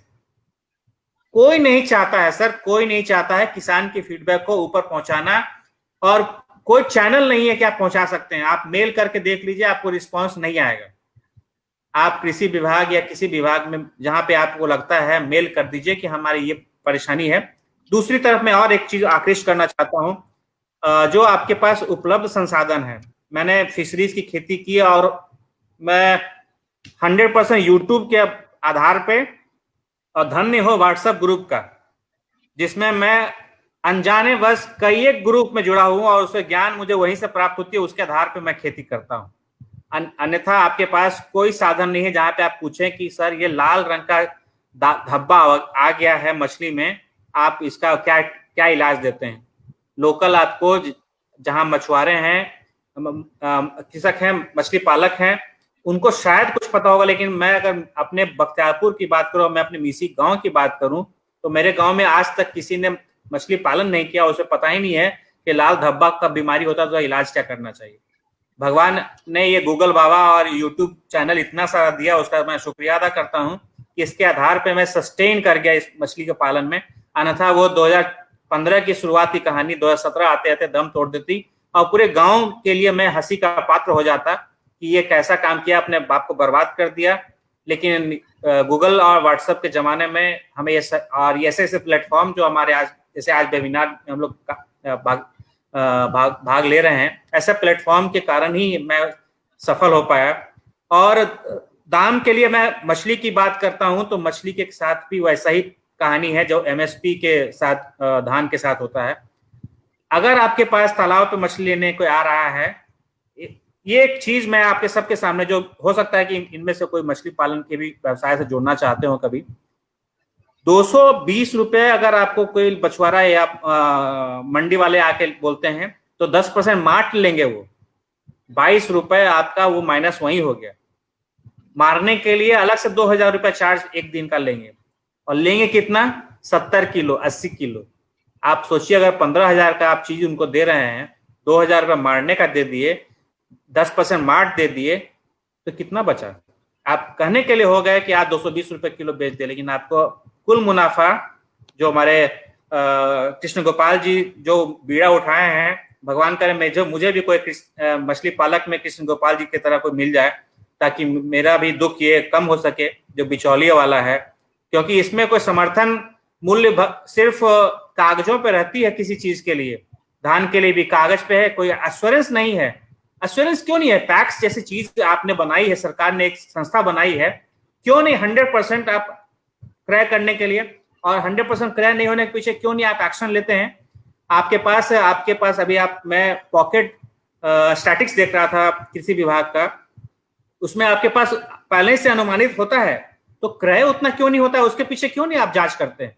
क्यों नहीं अपने पूरे पैक्स को जिम्मेवार ठहराते हैं? अपने पूरे प्रणाली को आप पूछते हैं कि क्यों नहीं आया? क्या किसान बिचौलिए के पास, क्या बिचौलिए के पास 2200 रुपये बिक रहा है? अगर बिचौलिया 2200 ले रहा है तो आप अपने एमएसपी 2200-2300 की क्यों नहीं करते हैं? ये सब चीजें अगर नहीं करेंगे तो किसान की आप आय दुगनी करने की बात, ये सब सिर्फ कागज में और 2-3 किसानों तक ही सीमित रह जाएगी, और कहीं पे भी इसका प्रतिफल विकास के तौर पे आप कभी नहीं देख सकते हैं, किसी परिवार के विकास के तौर पे नहीं देख सकते। किसान हमेशा ही व्यथित और कुंठित ही रहेगा। जैसा भी सुमन सर बता रहे थे कि बेचारे को हर चीज में फंसना है, नहीं उत्पादन हुआ, पैसा नहीं हुआ, आगे चल के सांप काट लेगा तो अस्पताल जाइए वेंटिलेटर पर चढ़ा देगा, खेत बेच करके वो वेंटिलेटर का बीज चुकाइए। अगर उत्पादन का आप लक्ष्य और मूल्य तय नहीं करते हैं लागत के अनुसार, तो आप कभी भी किसान को सशक्त नहीं देख सकते। सर धन्यवाद। सुंदर, बहुत अच्छे तरीके से आपने अपनी बातों को जिस तरीके से रखा है, वो ये साफ एक देखिए, एक पॉलिसी का एक बड़ा मामला ये होता है कि जिस समुदाय के पास जितना आर्टिकुलेशन होता है, आर्टिकुलेशन का अर्थ यह है कि वो कितना अपने बातों को लिख सकता है, कितना बोल सकता है और कितने शब्द दे सकता है, तो उस प्रोफेशन में पहले की तुलना में अब कम लोग आए हैं कि लंबे समय से एग्रीकल्चर में, और उनको कोई किसी किस्म का प्लेटफॉर्म भी नहीं दिया गया। या इस तरीके की चीजें भी होती रही कि जो आप बहुत ध्यान से देखिएगा कि यदि स्वास्थ्य का जो महकमा है, वो महकमा की जो प्लानिंग होती है, वो उस महकमे की प्लानिंग में वही लोग शामिल होते हैं जो उनके बेनिफिशियरी होते हैं इनडायरेक्टली।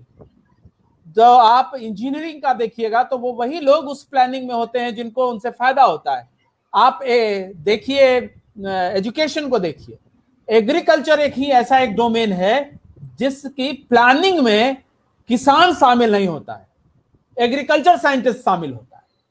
और ये जो डाइकोटमी है, ये एक जो द्वंद्व है, एक जो विरोधाभास है, या फिर इसका जो डिजाइन है, इसमें क्यों हम इस तरीके की बातचीत हम लोग कर रहे हैं कि एक दूसरा, हमको तो आप शामिल नहीं करिएगा, बुलाइएगा नहीं, बुलाइएगा भी तो बहुत सेरेमोनियल लाइन पर लाइएगा, हमको ड्राफ्ट बनाने में शामिल करिए ना भाई, तब देखिए कि किस तरीके का ड्राफ्ट बनता है। तो वो तो आप नहीं करने, मुझे पता है कुछ समय, क्योंकि वो ज्ञान और कलम और खुरपी, इन तीनों के बीच का जो सोशियोलॉजिकल समाजशास्त्रीय संबंध है, उसके तहत वो खुरपी वाला कलम नहीं पकड़ सकता है ना। तो सवाल ये है, तो ये जो यहां बैठे हुए जो लोग हैं, ये कलम भी पकड़ लिया और खुरपी भी पकड़ लिए, तो भाई योजना हमसे बनवाइए, आप हमारा संदेश लीजिए। तो ये जो बड़ा चैलेंज है वो है आर्टिकुलेशन का, अपनी बातों को पॉलिसी में कैसे रखना है, ये एक बड़ा चैलेंज है। जो आप कह रहे थे डॉक्टर कुणाल, मैं फिर से इस बात को कहूंगा कि क्यों इस तरीके की मानसिकता है इस प्रदेश में। 55 ऑलमोस्ट 58.9% जो लोग हैं बिहार में, वो सर्विस सेक्टर में जुड़े हुए हैं। मतलब कि ज्यादातर या तो किसी सर्विस नौकरी कर रहे हैं, उतनी नौकरी तो है नहीं यहां, या फिर जो सर्विस कर रहे हैं, मतलब पंचर बना रहा है, ये कर रहा है, वो कर रहा है, वो है। और सेकेंडरी सेक्टर मतलब कि उत्पादन वाला जो है, जो एलाइड एग्रीकल्चर भी है, जो जिन चीजों से आप लोग जुड़े हुए हैं, इसमें मात्र 16.8% लोग जुड़े हैं। और प्राइमरी सेक्टर जो एग्रीकल्चर का सेक्टर है, उसमें 24% लोग ही जुड़े हुए हैं, जो कि कम भी हो गया। पिछले, ये मैं पुराना थोड़ा सा आंकड़ा हो, नया आंकड़ा थोड़ा सा कम होकर 18% हो गया है। मतलब क्या है कि बिहार में मैक्सिमम लोग नौकरी करना चाहता है। अब जिस प्रदेश का 60 से 65% आदमी नौकरी करके सरवाइव करना चाहता है, और जो देख लिया कि जो फैक्ट्री लगाया वो जो है सो घर बिक गया, उसका जो खेती कर रहा है उसका पैंट फटल है। दशहरा में जानते हैं, जाता है जब आदमी गांव पर, तो जो खेती करता है वो जैसे स्वाति बूंद के नक्षत्र के लिए ऐसे नहीं टिटहरी कर ऊपर करके देखता रहता है, वैसे यहां से जो चपरासी जाता है शहर से कमा के, उनके बाल बच्चे वो उन लोगों को दे देता है और फर्स्ट क्लास गाड़ी से आके और चला जाता है। और वो जो वहां खेती कर रहा है, ये जो दारिद्र्य है, ये अब इस प्रदेश का की परिभाषा हो गई है। तबे यहां से ज्यादा लोग चला जा रहा है पलायन करके, क्योंकि उसको वहां से ज्यादा पैसा मिल जा रहा है। तो मैं ये आंकड़े, ये मेरे आंकड़े नहीं, ये सरकार के आंकड़े हैं, बिहार सरकार के आंकड़े हैं।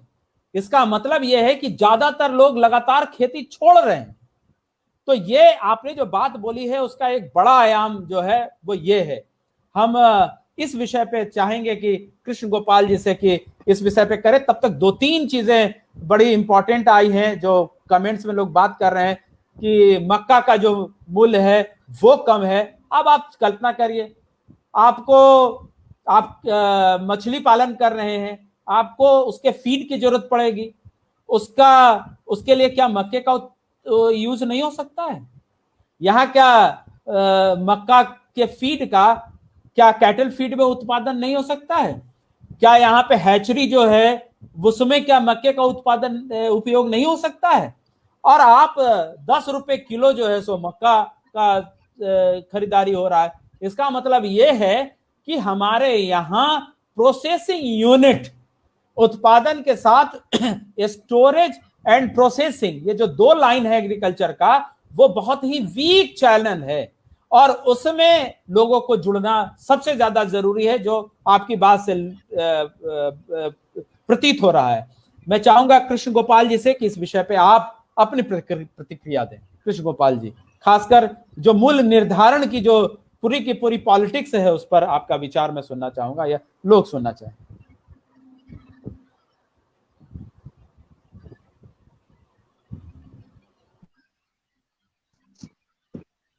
सबसे पहले मैं ये कहना, जो मेरा मानना है, हेलो सर, आवाज आ रही है? आ रही है, हेलो, आ रही है जी जी। हाँ सर, मेरा जो मानना है कि सरकार को एमएसपी तय करने का अधिकार ही नहीं होना चाहिए, क्योंकि जब सरकार एमएसपी तय कर देती है तो हम लोग ये मान के चलते हैं कि ये एमएसपी पे कभी नहीं बिकने वाला। उसके जगह पे सरकार ये तय करे कि जो लोएस्ट प्राइस है कि किसान को इससे कम नहीं मिलना चाहिए, ये लागत मूल्य है, लागत मूल्य के अलावा के ऊपर जो बाजार के अकॉर्डिंग, क्योंकि लागत मूल्य तो किसान का निकल जाएगा तो वो कभी लॉस में आएगा नहीं, और जब लॉस में आएगा नहीं तो उसका दिन प्रतिदिन उसका ग्रोथ बढ़ता चला जाएगा, और एमएसपी पे कंट्रोल नहीं रहना चाहिए सरकार का, ये इस पे 100% किसान का कंट्रोल रहना चाहिए। दूसरी बात, जो एक चीज जो हम लोग समझते हैं कि पूरे सेगमेंट में जो कहा जाता है backward linkage, forward linkage, backward linkage किसानों के साथ, फॉरवर्ड लिंकेज मार्केट के साथ, उसकी जगह पे मैं कहता हूं 3 linkage: backward linkage, value addition और उसको प्राइमरी प्रोसेसिंग कहिए, और फॉरवर्ड लिंकेज। तो जो प्रोसेसिंग हो, जो प्राइमरी प्रोसेसिंग हो फार्मर साइड पे या कोई इंटरप्रेनर हो जो उस, क्योंकि फार्मर को हम कहेंगे कि 100% आप वैल्यू एडिशन पे आए तो फार्मर से होने वाला है नहीं, वो कहेगा कि हम खेती करें कि वैल्यू एडिशन करें। तो वैल्यू एडिशन के लिए जो एक सेगमेंट है, जो हम लोग कहते हैं कि बिहार में यदि प्राइमरी वैल्यू एडिशन को प्रमोट किया जाए तो बहुत लार्ज स्केल पे रेवेन्यू जनरेट करेगा और एम्प्लॉयमेंट देगा, तो जिसके कारण हुआ है कि एमएसपी भी तय होता चला जाएगा, किसान को एक मूल्य भी मिलता चला जाएगा, क्योंकि जो दाम है, जो भी प्रोडक्ट का दाम है वो अच्छा मिलेगा। क्योंकि जो बाजार में जो सरकार ने एपीएमसी एक्ट खत्म करके कुछ अच्छा किया, लेकिन उसका एक लॉन्ग टर्म साइड इफेक्ट भी नजर आया, वो अलग चीज है। तो जब वैल्यू एडिशन फार्मर साइड पे हो जाता है, जिस तरह के कुणाल जी ने बताए थे कि जो किसान को मॉइस्चर के कारण रेट नहीं मिलता, तो वैल्यू एडिशन किसान के पास हो गया, इंटरप्रेनर का, तो जो भी उसका कैटेगरी है, चाहे कैटेगरी बी कैटेगरी और डी कैटेगरी, तो कैटेगरी वाइज उसका प्रोडक्ट तैयार हो गया, कैटेगरी का मिला, बी का बी, सी का सी मिला और डी का डी मिला, जिसके कारण बेनिफिट ये होता है किसान को हमेशा एक अच्छा प्राइस मिलता है। यदि उसी को आप मिक्स करके बेचे तो आपको किसान को 1 रुपया नहीं मिलने जा रहा, और वो हमेशा घाटा रहेगा। वही वैल्यू एडिशन कर दिया जाए किसी भी चीज, चाहे वो अनाज हो, चाहे एसेंशियल ऑयल हो, चाहे हर्ब्स हो, चाहे फ्रूट्स हो, तो जिसके कारण अच्छा रेट मिले। हमने जो इस बार जो फ्रूट्स में कुछ पायलट प्रोजेक्ट किया हमने और कुछ बड़े लार्ज स्केल पे किया, तो उसमें हमने यही किया, जो सॉर्टिंग ग्रेडिंग है वो फार्मर लेवल पे हमने करवाया, जिसका बेनिफिट ये मिला कि मार्केट में उस प्रोडक्ट का रेट हमें अच्छा मिला। यदि मैं उसे मिक्स करके बेचता तो मुझे रेट नहीं मिलता। जैसे पाइनएप्पल में तो हमने देखा कि पटना का मार्केट एक केजी 700 ग्राम प्लस खोजता है। तो हमने जो भी माल भेजा पटना मंडी में, वो कोशिश किया 1 केजी 700 ग्राम होना प्लस होना चाहिए। मुजफ्फरपुर में माल 1.5 केजी के बीच में खपत होता है, तो हमने कोशिश किया भाई 1.5 केजी का माल यहाँ पहुंचे। दिल्ली 1.5 से 2 का खपत है, तो दिल्ली 1.5 से 2, तो जिसके कारण ये हुआ कि हमेशा हमें अच्छा रेट मिला, वही स्टेट के लोगों को उस तरह का रेट नहीं मिला। तो ये वैल्यू एडिशन बहुत बड़ा रोल प्ले करता है। यदि फार्मर के साइड पे हो, चाहे वो किसी इंडस्ट्री में हो, तो हमेशा एमएसपी से ज्यादा रेट देगा और वो किसान को हमेशा फायदे के इसमें रहेगा। ये मेरा मानना है। बहुत बहुत धन्यवाद, आपने बड़ी अच्छी चीज बोली। जी जी बोलिए बोलिए। साथ में मेरा ये मानना है कि बिहार सरकार ने एक एपीएमसी खत्म करके कुछ अच्छा करने की कोशिश किया, लेकिन आज मुझे ये महसूस होता है कि एपीएमसी एक्ट खत्म किसान को और गया है। क्योंकि यदि इनाम पावर सेंटर बहुत सारे सपोर्ट सिस्टम की हम बात करें, तो वो उसमें बिहार का कहीं नाम ही नहीं आता है। अब बिहार का नाम नहीं होगा तो मैं किसी मंडी से जुड़ना चाहूंगा तो उस मंडी से मैं जुड़ नहीं सकता हूं। तो एक बहुत बड़ा प्रॉब्लम है। दूसरा चीज है कि मिनिस्ट्री ऑफ प्रोसेसिंग के द्वारा प्रधानमंत्री संपदा चल रही है, जिसमें बिहार का नाम है, लेकिन बिहार में कोई भी नोडल एजेंसी अपॉइंट नहीं है। अब बिहार में वैल्यू एडिशन के लिए कोई जाए तो सरकार से 1 रुपए का सपोर्ट नहीं मिल सकता है, क्योंकि कोई नोडल एजेंसी है ही नहीं। सेंट्रल गवर्नमेंट कर रही है, फंड अलॉट करके रख चुकी है, यहाँ पे कोई नोडल एजेंसी है नहीं, किसको अप्रोच किया जाए। और इसी में या कोई इंटरप्रेनर हो वो मारा जाएगा, यदि किसान कुछ वैल्यू एडिशन करना चाहेगा वो मारा जाएगा। और इसमें फंड लगता है, और सबसे ज्यादा जो फंड लगता है वो फिक्स कैपिटल और फिक्स एसेट्स के लिए लगता है, जिसमें किसी के पास इतना, बिहार में इतना फंड नहीं है। हम किसान की हम बात कर रहे हैं, जिनके पास मोटा पूंजी है उनकी नहीं बात कर रहे हैं। तो वो कभी नहीं लगा सकते हैं, चाहे वो यदि लगाएंगे तो उनका ये सारा जमीन बेच के लगाएंगे और अंत में पता चलेगा कि उनको भी रोड पे आना पड़ जाएगा। तो ये सपोर्ट सिस्टम के मैं हमेशा से कहता हूं कि सपोर्ट सिस्टम होना बहुत जरूरी है, जो बिहार सरकार नहीं दे पा रही है। चाहे वो अनाज खरीदने का हो, जैसे एमएसपी है अनाज खरीदने का, एक सॉल्यूशन जो हमने सोच रखा है, सरकार जो पीडीएस के थ्रू अनाज बांटती है उसको सिंपल एक करती कि गांव के ही किसान से अनाज खरीदती और वही अनाज एमएसपी के तौर पे पीडीएस के थ्रू उसी के उन्हीं गांव में उन्हीं के लोगों को दे देती, तो किसान का सामान एमएसपी पे खरीदा और गांव में ही खपत हो जाता। सरकार डाउन बड़े बड़े वेयर हाउस बनाना और सप्लाई चेन के लिए इतना ज्यादा इंफ्रास्ट्रक्चर खड़ा करने की कोई जरूरत नहीं, वो सिर्फ और सिर्फ रूरल एरिया में रोटेट होता रहता, जिसके कारण कॉस्ट भी कम लगता। और सेकंड उसका बेनिफिट ये होता कि जैसे चावल पीडीएस के थ्रू मिलता है, तो उसके जगह किसान से धान दिया जाता, तो उस ग्रामीण क्षेत्र में ही चावल कूटने की मशीन लग जाती, जो एक 365 दिन का एम्प्लॉयमेंट जनरेट हो जाता। तो इस तरह करके यदि गवर्नमेंट कुछ इनिशिएटिव ले तो एक अच्छा सा रिजल्ट देगा, एमएसपी पे भी किसान का माल बिक जाएगा और जो लोग हैं उनको चावल हो चाहे गेहूं हो अच्छे रेट पे मिल जाएगा। जी सर। बहुत बहुत बहुत बहुत अच्छे सुझाव आपने दिए हैं, और ये सुझाव, ये आपके ये सारे वक्तव्य प्रदर्शित करते हैं कि आप कितने मनोयोग से इस क्षेत्र में काम कर रहे हैं। केवल आपने जो बातचीत कही है उसको मैं थोड़ा सा आंकड़ों से मैं इन बातों को और सूचनाओं से और संपोषित करने की कोशिश करूंगा। उदाहरण के तौर पे जैसे एमएसपी का जो मुद्दा है, या जो आप वो कानून की बात कर रहे थे, ओपन मार्केट की जो बात कर रहे थे एग्रीकल्चर में, 2006 या 7 में बिहार सरकार ने ये कानून बना के और इसको ओपन इकोनॉमी में डाल दिया। चूंकि एसेंशियल कमोडिटी एक्ट को नहीं खत्म कर सकती थी सरकार, इसलिए वो आप बहुत ध्यान से देखिएगा तो पूरे भारत में सबसे पहले ये जो लेजिस फेयर मार्केट का जो मॉडल होता है उसको लागू किया बिहार सरकार ने। परिणाम क्या हुआ कि जो मंडियों से खरीद होनी चाहिए थी वो पहले भी नहीं होती थी। कृषक मंडी जो हुआ करती थी या बाजार समितियां जो हुआ करती थी, ये होता क्या है, ये कोरोना काल में पंजाब और हरियाणा दो ऐसे स्टेट थे, चूंकि इनको गेहूं खरीदना था इसलिए एक परिधि बनाई। 10 किलोमीटर की परिधि में आपको एक मंडी करना ही था और 3000 मंडियां उन्होंने बढ़ाया और वो 3000 मंडियों को बढ़ा के 3000 पंजाब में बढ़ाया और 1200 के लगभग हरियाणा में बढ़ाया।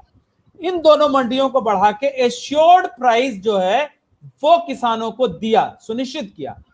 हरियाणा और पंजाब को कभी गंभीरता से देखिएगा, हरियाणा और पंजाब, हरियाणा पंजाब इसलिए है कि वहां पे यदि एमएसपी से कम खरीदिएगा तो हंगामा हो जाए, आप खरीद नहीं सकते क्योंकि वहां के किसान संगठित हैं। मैं इसको आपकी इस बात पे जो अक्सर आप कहते हैं एमएसपी से नीचे खरीदना, इसको कानूनी जामा पहनाना इसलिए जरूरी है कि यदि इसके नीचे कोई भी खरीदेगा तो उसको जेल होना चाहिए, यह स्थापित करने की जरूरत है। इसके पीछे का कारण है क्योंकि ये जो है सो सब्सटेंस इकोनॉमी नहीं है बिहार की, ये कोई सरप्लस जनरेट नहीं कर रहा है यहाँ की इकोनॉमी, और खासकर एग्रीकल्चर इकोनॉमी नहीं कर पा रही, तभी लोग खेती छोड़ते हैं, फैलो लैंड तभी बढ़ रहा है। यदि आप सब्सटेंशियल इसमें इंक्रीज करना चाहते हैं तो आपको एमएसपी को कानूनी दर्जा लाके और एक सेफ्टी नेट किसानों को तैयार करना पड़ेगा, जो आप बाद में कह रहे थे। उसके बाद जो आप जो बात कह रहे थे वैल्यू एडिशन को लेके, 1 लाख करोड़ रुपए का पैकेज माननीय प्रधानमंत्री जी ने जो एग्रीकल्चर का अनाउंस किया था, आपको याद होगा, उसमें यही है। मैं आग्रह करूंगा पैनलिस्ट से भी और आगे से भी कि तमिलनाडु का मॉडल को क्या अध्ययन करिए। तमिलनाडु के प्रिंसिपल सेक्रेटरी एग्रीकल्चर ने बहुत अच्छा प्रेजेंटेशन किया था, उसमें उन्होंने बताया कि हर एक पंचायत में और हर एक गांव में किस तरीके से शॉर्टिंग और प्रोसेसिंग की मशीन लगाई है तमिलनाडु सरकार ने, और वहां पे फ्री ऑफ कॉस्ट जाते हैं और उसमें वो होती है और उसमें वो पैकेजिंग भी ऐड कर रहे हैं। इसके कारण से सॉर्टिंग और बाकी सारी चीजों के लिए किसानों को दौड़ना नहीं पड़ रहा है, वहीं हो जा रहा है। यहाँ पे जरा ये इनिशिएटिव लेके देखिएगा, पता नहीं जो जैसे स्प्रिंकलर का हाल हुआ वैसे ही इधर हो जाएगा। आप यहाँ पे देखिए ध्यान से, आप वेबसाइट पर जितना भी ड्रिप इरिगेशन का कोई भी वहां पे जो कंपनियां हैं, एक भी बिहार का ओरिजिन नहीं है उसका, सब बाहर का ओरिजिन है, दूसरे स्टेट का ओरिजिन। इसका मतलब यह है कि यहाँ पे तो स्प्रिंकलर भी नहीं लगाने वाला आदमी को प्रोत्साहन मिला, जबकि इतना बड़ा स्कोप। तीसरी बात जो आपने कही है कि यहाँ पे क्या एमएसपी पे खरीद सकते हैं। हाँ, रूरल डेवलपमेंट का, मिनिस्ट्री ऑफ रूरल डेवलपमेंट का एक पूरा का पूरा कार्यक्रम है।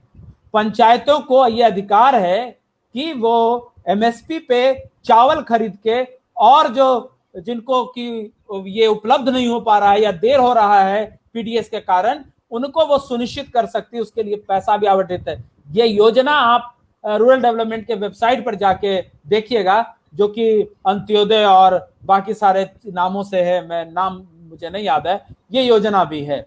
कुल मिला जुला के आप जो जितनी बात आप कह रहे हैं सबके लिए प्रावधान है, और इसी देश का दूसरा जो प्रदेश है वो ये कर रहा है। अरे भाई, हमको भी 21वां संविधान की कंडिका से हम भी प्रभावित हैं और दूसरा प्रदेश भी प्रभावित है। अरे हमको भी जीवन जीने का सम्मानपूर्ण अधिकार है और दूसरे प्रदेशों को भी सम्मानपूर्ण जीवन जीने का अधिकार है। तो हमारे हाथ में ये झुंझुना काहे है, ये एक बड़ा सवाल है। अब चूंकि समय लगभग 1 घंटा और 28 मिनट हो गया, इतना शानदार हम लोग ने चर्चा की। बहुत सारे लोगों ने लिखा है कि पार्टियों को अपने कृषि चुनावी घोषणा पत्र में किसानों की राय लेनी चाहिए। फिर करखनिया अपने उत्पादन का मूल्य खुद तय करता है, पर खलिहनिया के मूल्य का निर्धारण सरकार करती है। मैंने और बिचौलिए करते, सरकार कर देती तो कहना ही नहीं था, वो भी नहीं कर रही है। अब तो उसको मार्केट के लेजिस्फेयर मॉडल में लेके चले गए। फिर कृषि क्षेत्र में खासकर बिचौलियों की बात लोगों ने कही है, और बहुत सारे बात लोगों ने कही है, सबको यहाँ पे कहना नहीं संभव हो पाएगा। मैं अब सारे लोगों से अपने अपने अंतिम जो आपके संवाद हैं वो रखते हैं। और अभी लिखा है कि मैं मानता हूं कि या समझता हूं कि गोपाल जी अगर किसानों को मार्केटिंग के मैनेजमेंट के गुर सिखाएं तो किसानों को बहुत लाभ होगा। बहुत ही बारीक नजर है गोपाल जी की, बहुत बहुत धन्यवाद लोगों ने लिखा है। और हम चाहेंगे कि सुमंत जी आप अपने अंतिम क्या संदेश देना चाहेंगे, अपनी बातों को रखें। मैं जानबूझ के, चूंकि आप लोग सारे लोग दशरथ मांझी हैं, अपने अपने तरीके से आपने पहाड़ को खोद के और रास्ता बनाया है, और आप सारे लोग एक एक प्रतिमान है इस प्रदेश में। विपरीत परिस्थितियों में जहां एक नोशन ये डेवलप हो गया है कि कुछ हो ये नहीं सकता है, ये बिहारी नरेशन और लहजा में इसी तरीके की बातचीत होती है कि यहाँ कुछ ना हो तो बच्चा है कुछ हो कर रहा, तो वो उसको आपने तोड़ा है, इस पूरे नरेशन को आपने ब्रेक किया है। इसलिए आप लोग सभी लोगों का इस प्लेटफॉर्म पे एक मानक के रूप में आपने अपनी बातों को रखा है, इसके लिए साधुवाद। अपना कीमती समय आपने दिया है। जाते जाते मैं सारे लोगों से चाहूंगा कि अपने आप आगे युवाओं को संबोधित करते हुए बताएं, सरकार को संबोधित करते हुए बताएं, नीति नियंताओं को संबोधित करते हुए बताएं कि क्या करना चाहिए। सुमंत जी। सर मैं यही कहूंगा कि नीतियां उस तरह से बने कि किसान का हित हो। जैसे एक छोटा सा उदाहरण मैंने दिया, अभी आपका कृषि का ऑनलाइन बंद है, किसान को अभी पाइप चाहिए जनवरी फरवरी में नहीं, तो हमारी जो भी जरूरत है वो अभी की है, वो जनवरी फरवरी की नहीं। अभी आपने ऑनलाइन क्यों बंद रखा है? दूसरा सर, हमारे प्रदेश में और महाराष्ट्र का प्रदेश में, आंध्रा के टेक्नोलॉजी में बहुत टेक्नोलॉजी का गैप है। हमारे कृषि वैज्ञानिक, हमारे क्षेत्र सलाहकार अभी भी बाबा आदम के जमाने के हैं, ठीक ना। मार्केट कहाँ पहुंच गई है, अभी भी वो कहते हैं कि रोगड़ छिड़क दीजिए, ठीक ना। कुछ चीजें नहीं आई है, वेस्ट डिकम्पोजर जैसा चीज सरकार ने ही लाया है, हम उसका प्रयोग भी कर रहे हैं, एक्सीलेंट चीज है, ठीक ना। लेकिन कहने का अर्थ कृषि तकनीक का जो क्रिटिकल गैप है अन्य राज्यों से, उसके जो पर हमें तो दीजिए। एक छोटा सा उदाहरण सर देना चाहेंगे, गुलशन टमाटर पटना में आप कभी भी जाइए 6 से 7 रुपए किलो महंगा बिकता है। सर हर कृषि वैज्ञानिक से पूछ लिए कि सर ये कौन बीज लगाता है छत्तीसगढ़ वाला बताइए, हम भी वो कर सकते हैं, आज तक आंसर नहीं मिला। कहते हैं वीएनआर से बात कर लीजिए, इससे बात कर लीजिए, उससे बात कर लीजिए। कहने का अर्थ है सर कि तकनीक को आप हमको अप टू डेट कर दीजिए। अब कुछ लोग कहते हैं कि किसान R&D भी करे, मार्केटिंग भी करे, वैल्यू एडिशन भी करे, तो भाई किसान को केवल खेती करने दीजिए, अच्छा से हम खेती करके उत्पादन कर देते हैं, बाकी के लिए भी तो एक सिस्टम बन जाए। और यदि चाहता है तंत्र पूरा कि सारे चीज किसान ही करें, तो किसान को हर चीज फ्री कर दीजिए।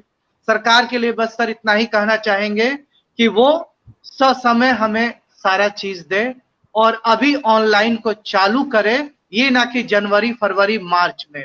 उनका होली जनवरी फरवरी मार्च में होता है, किसान का होली अभी मनता है जब खेत में धान की फसल लगती है।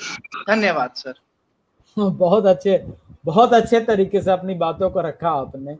और यदि सब चीज यूट्यूब से ही लोग ले लेंगे ज्ञान, तो एग्रीकल्चर यूनिवर्सिटी वैसे भी बिहार में कम ही है, तो बाकी लोग तो फिर दूसरा उन लोग को भी धंधा देखना पड़ेगा।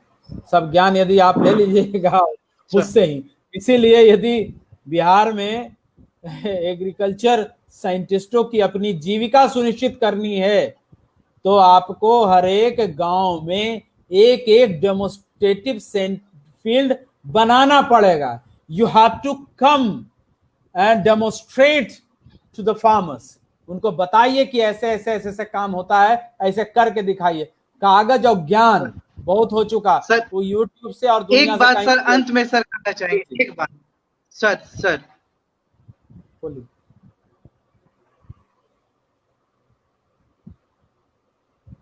बोलिए सुमन जी। सर एक ही बात लास्ट में कहेंगे कि बैंक इसमें बहुत ही क्रिटिकल है और उसका रवैया काफी उदासीन है। ट्रैक्टर के लिए जाओ तो कहता है भाई ट्रैक्टर का लोन तो नहीं दे सकते हैं, मारुति चाहिए तो हम तुरंत फाइनेंस कर देते हैं। तो ये सरकार जो कहती है कि हम इतना प्रेशर कर रहे हैं, इतना वो फाइनेंस करेंगे, ये करेंगे, ये आज तक हमने तो नहीं देखा। हमारे जैसे किसान जाते हैं तो कहते हैं भैया आप मारुति ले लीजिए ना, डिजायर आपको फाइनेंस कर देते हैं। ट्रैक्टर की बात मत बोलिए, ठीक है। वैसे हम अंत में पावर टिलर से ही संतोष कर लिए, अंत में क्या करें। तो जी नहीं नहीं ठीक है। नहीं नहीं, ट्रैक्टर ट्रैक्टर का रेट ऑफ इंटरेस्ट कम करवाना चाहिए, दबाव बनाया जाएगा। हाँ, थैंक यू वेरी नहीं, मच वो तो कहता है आपने जवाब सर आपने समय दिया, बहुत अच्छा किया। डॉक्टर कुणाल, आपसे मैं चाहूंगा कि अपनी अंतिम बात बोलें। आप म्यूट है, म्यूट म्यूट शुक्रिया म्यूट है। सर। दो हाँ सर, आ गया।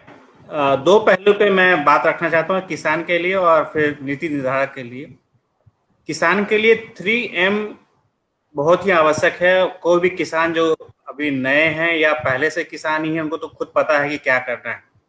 और 3M पे मैंने काम किया, मुझे सफलता मिली है। मैं आप जो नए किसान हैं उनसे भी मैं आग्रह करूंगा, मशीन, मनी और मटेरियल, तीन चीज का गहन आपके पास जानकारी होनी चाहिए। वो जानकारी बिहार जैसे प्रदेश में इतना सरल और सुलभ उपलब्ध नहीं है। आपको सोशल नेटवर्किंग का फायदा उठा करके आप अपनी चीजों को, अपनी आजीविका को शुरू करें। साथ साथ में समय समय पर सरकार की नीति और जो उनके ये पॉलिसीज होते हैं, जिनकी जितने स्कीम्स होते हैं, उनका फायदा उठाने के लिए समन्वय स्थापित करना होगा। मैं नहीं कहता कि बिचौलिए उसमें भी लगे होते हैं, लेकिन लगे होते ही हैं। उसका भी आपको, जैसा भी सुमन सर बता रहे थे कि पाइप अभी चाहिए, मैंने भी 25,000 का जैन इरिगेशन का पाइप अभी खरीदा और मुझे कोई सब्सिडी नहीं मिली, क्योंकि वहां पे सब्सिडी का कोई आपको लाइन ओपन नहीं है। यही अक्टूबर में ओपन होगा। और बहुत हास्यास्पद लगता है कि आप अक्टूबर में देखिएगा तो लिखता है कि आज आज खुला है, कल खुला है, परसों खुला है। बहुत बहुत इंटरेस्टिंग है सर। उस पोर्टल को आप विजिट करिएगा तो आपको हर दिन दिखा देगा कि 7 दिन के लिए खुला है, अगले 8 दिन के लिए खुला है।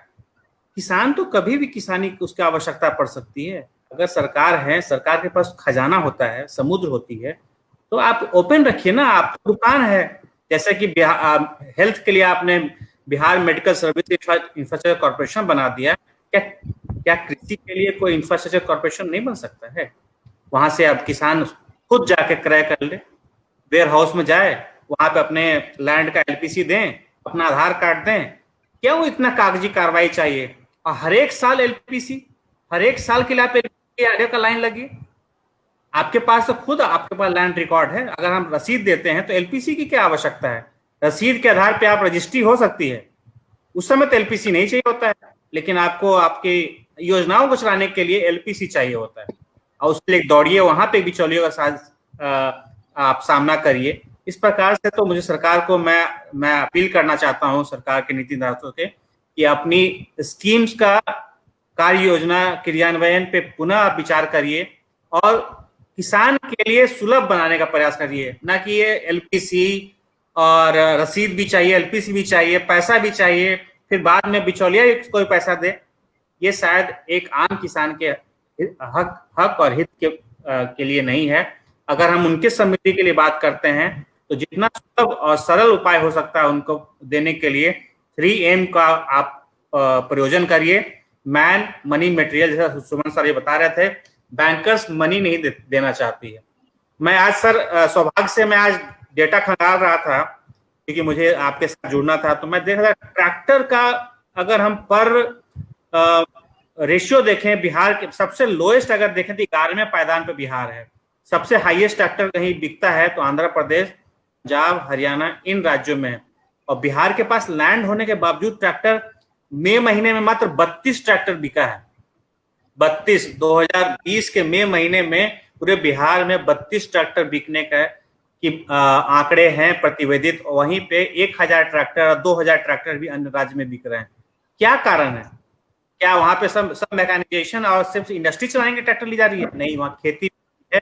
और वो हमारे यहाँ के मजदूर जाके किसानी करते हैं पंजाब, हरियाणा और आंध्रा में, जहाँ पे ये खेती का काम होता है। हमारे यहाँ क्यों नहीं होता? हमारे यहाँ क्यों नहीं होता? क्योंकि आप बैंक में जाइएगा तो आपको, जो अभी सर ने तो अपना दुखड़ा सुनाया, बिल्कुल सही है। और सब्सिडी मात्र 60,000 रुपया, 6 लाख रुपया आप लागत लगाइए और 60,000 सब्सिडी। जिसके पास 60,000 रुपया होगा वो आप काहे के लिए आपके पास जाएगा? वो किसान होगा कि आपके पास 60,000 लगा के आपके पास ट्रैक्टर ले? ट्रैक्टर का आपको सब्सिडी देना ही है तो आप लोन का ये इंटरेस्ट का वेव करिए। जैसे आप केसीसी पे 4% इंटरेस्ट ले रहे हैं, ट्रैक्टर पे भी 4% इंटरेस्ट दीजिए। आपको 60,000 मत दीजिए, 60,000 की दरकार नहीं है, हमें सॉफ्ट लोन दीजिए या हमें अच्छी सब्सिडी दीजिए ताकि हम ज्यादा से ज्यादा मात्रा में किसान ट्रैक्टर ले सकें, उसका प्रचुर मात्रा में इस्तेमाल करके खेती को सुदृढ़ कर पाए। और सही मार्केट सपना ही दिखाया जाता है कि बिहार की सब्जी को दिन दिल्ली भेज देंगे, बुलेट ट्रेन से दिल्ली भेज देंगे, वो दिन पता नहीं कब आएगा। क्योंकि पटना में अगर कद्दू 15 रुपए में बिकता है तो इसी में हम आपको 1.5 रुपए में बेचे हैं। पिछले साल मैंने कद्दू का भी खेती किया सब मछली के तालाब के बांध पर, 1.5 रुपए 2 रुपए में हमें पंडारा के मंडी में जाके बेचना पड़ा, और यहाँ पे हम जब खरीदने गए उसी कद्दू को तो 15 रुपए में खरीदना पड़ा। क्या ये किसान से मार्केट आते हैं? इतना बड़ा सप्लाई इकोसिस्टम है। हमारे कृष्ण गोपाल जी यही बता सकते हैं कि ये 100 टाइम्स भी होता तो बहुत अच्छी बात है, 200% होता तो भी अच्छी बात है, 300, ये 1000% का वृद्धि। बेचारा किसान तो मुंह देख रहा है अपना, 1.5 रुपए में बेच के उसका लागत क्या है। इस तरीके का पे हमें नीति द्वारा सोचना चाहिए कि किसान को सही रूप से समृद्ध करना है तो बाजार का शेयर उनको देना पड़ेगा। ऐसा नहीं है कि उन चीजों का हम कोई ऑर्गेनिक सब्जी को यहाँ ला करके, सब चीज बिकता है, अच्छे दाम पे बिकता है, बट किसान को नहीं मिलता है। इसका दुख है सर, और इसके साथ ही मैं अपनी वाणी को विराम देता हूँ। धन्यवाद sir. Thank you very much. बहुत अच्छे तरीके से अपनी बातों को रखा, खासकर यदि आपके बातों को यदि बिहार में खासकर जब से बिजली आई है और एग्रीकल्चर का मैकेनाइजेशन की संभावना जिस तरीके से बढ़ी है, वो योजनाओं में बहुत बेहतर तरीके से कुछ चीज करने की कोशिश की है। खासकर बिजली आने के बाद बहुत सारी चीजें बदल जाएंगी। और ये जो नलकूप योजना है, सब जगह पानी हर एक खेत को देने की जो योजना है, इन योजनाओं का क्रियान्वयन में निश्चित रूप से चैलेंज है। ये इतना आसान नहीं है, और वो लोग चूंकि एग्रीकल्चर के जो साइंटिस्ट हैं वो कम्युनिटी ऑर्गेनाइजेशन के स्पेशलिस्ट नहीं होते हैं, इसलिए लगातार उनको इस तरीके के चैलेंजेस उनको देखने पड़ते हैं। इनके जो एक्सटेंशन एजुकेशन जो पढ़ाया जाता है इनके यहाँ, उसके लोग हर एक ब्लॉक में होने चाहिए जिससे कि डेमोन्स्ट्रेशन का साइट बना पाए, वो एक कमी है। मैं आपकी बात से ही केवल मैं एक बातचीत जोड़ रहा हूं डॉक्टर कुणाल, कि यदि स्टार्टअप के लिए जो नीतियां बनाई गई हैं, और स्टार्टअप में आप अक्सर देखिए कि लगभग 80% स्टार्टअप आईटी सेक्टर के लोग कर रहे हैं, तो क्या वही स्टार्टअप की सारे जितने भी उसमें नॉर्म्स हैं वो एग्रीकल्चर के स्टार्टअप में क्यों नहीं हो सकता है? ये एक इस संवाद से एक बड़ा सवाल, या इस परिचर्चा से आपके संवाद से ये निकल के आ रहा है कि ठीक वही सारे आयाम एलाइड एग्रीकल्चर के इम्प्लीमेंटेशन में क्यों नहीं हो सकता है? वही टैक्स हॉलिडेज क्यों नहीं दिए जा सकते हैं? वही वन विंडो फैसिलिटेशन क्यों नहीं किया जा सकता है? क्यों नहीं किया जा सकता है? ये वही है कि जब आप जेई और नीट का एग्जाम दीजिएगा तो ट्रेन चलेगी, और जब मजदूर वापस आएगा तो पैदल आएगा।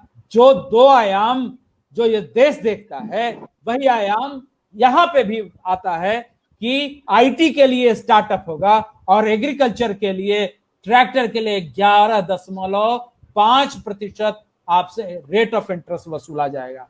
दिस इज द डाइकोटमी, यही विरोधाभास है। मैं अंतिम बात के लिए कृष्ण गोपाल जी से सादर निवेदन करता हूं कि अपनी बात बोलें और हम लोग फिर आगे आज की चर्चा को समाप्त करें। जो सर मुख्य बातें हैं जो मैं समझता हूं, जो खासकर कि किसान उसी चीजों का खेती करे जो आसानी से बिक जाए और जिसका मार्केट उनके पास हो। जैसे कितनी बार होता है किसान देखा देखी खेती करते हैं, ये नहीं, यदि बाजार भांग मांगता है तो किसान भांग उपजा के दे, यदि बाजार फल मांगता है तो फल उपजा के दे। जरूरी नहीं है कि मैं वही चीज करूं, धान गेहूं का ही खेती करूं, नहीं, समय के अनुसार बदलना जरूरी है। और दूसरी चीजें ये है कि जो सरकार जो लार्ज स्केल पे मैकेनाइजेशन की बात करती है, बड़ी बड़ी ट्रैक्टर की बात करती है, उसके जगह पे सरकार छोटे छोटे इक्विपमेंट जो एक कट्ठा 10 कट्ठे के खेती करते हैं उनके लिए इक्विपमेंट दे, उस पे सब्सिडी दे, सपोर्ट सिस्टम दे, और उसके बाद जो किसानों को फायदा होगा।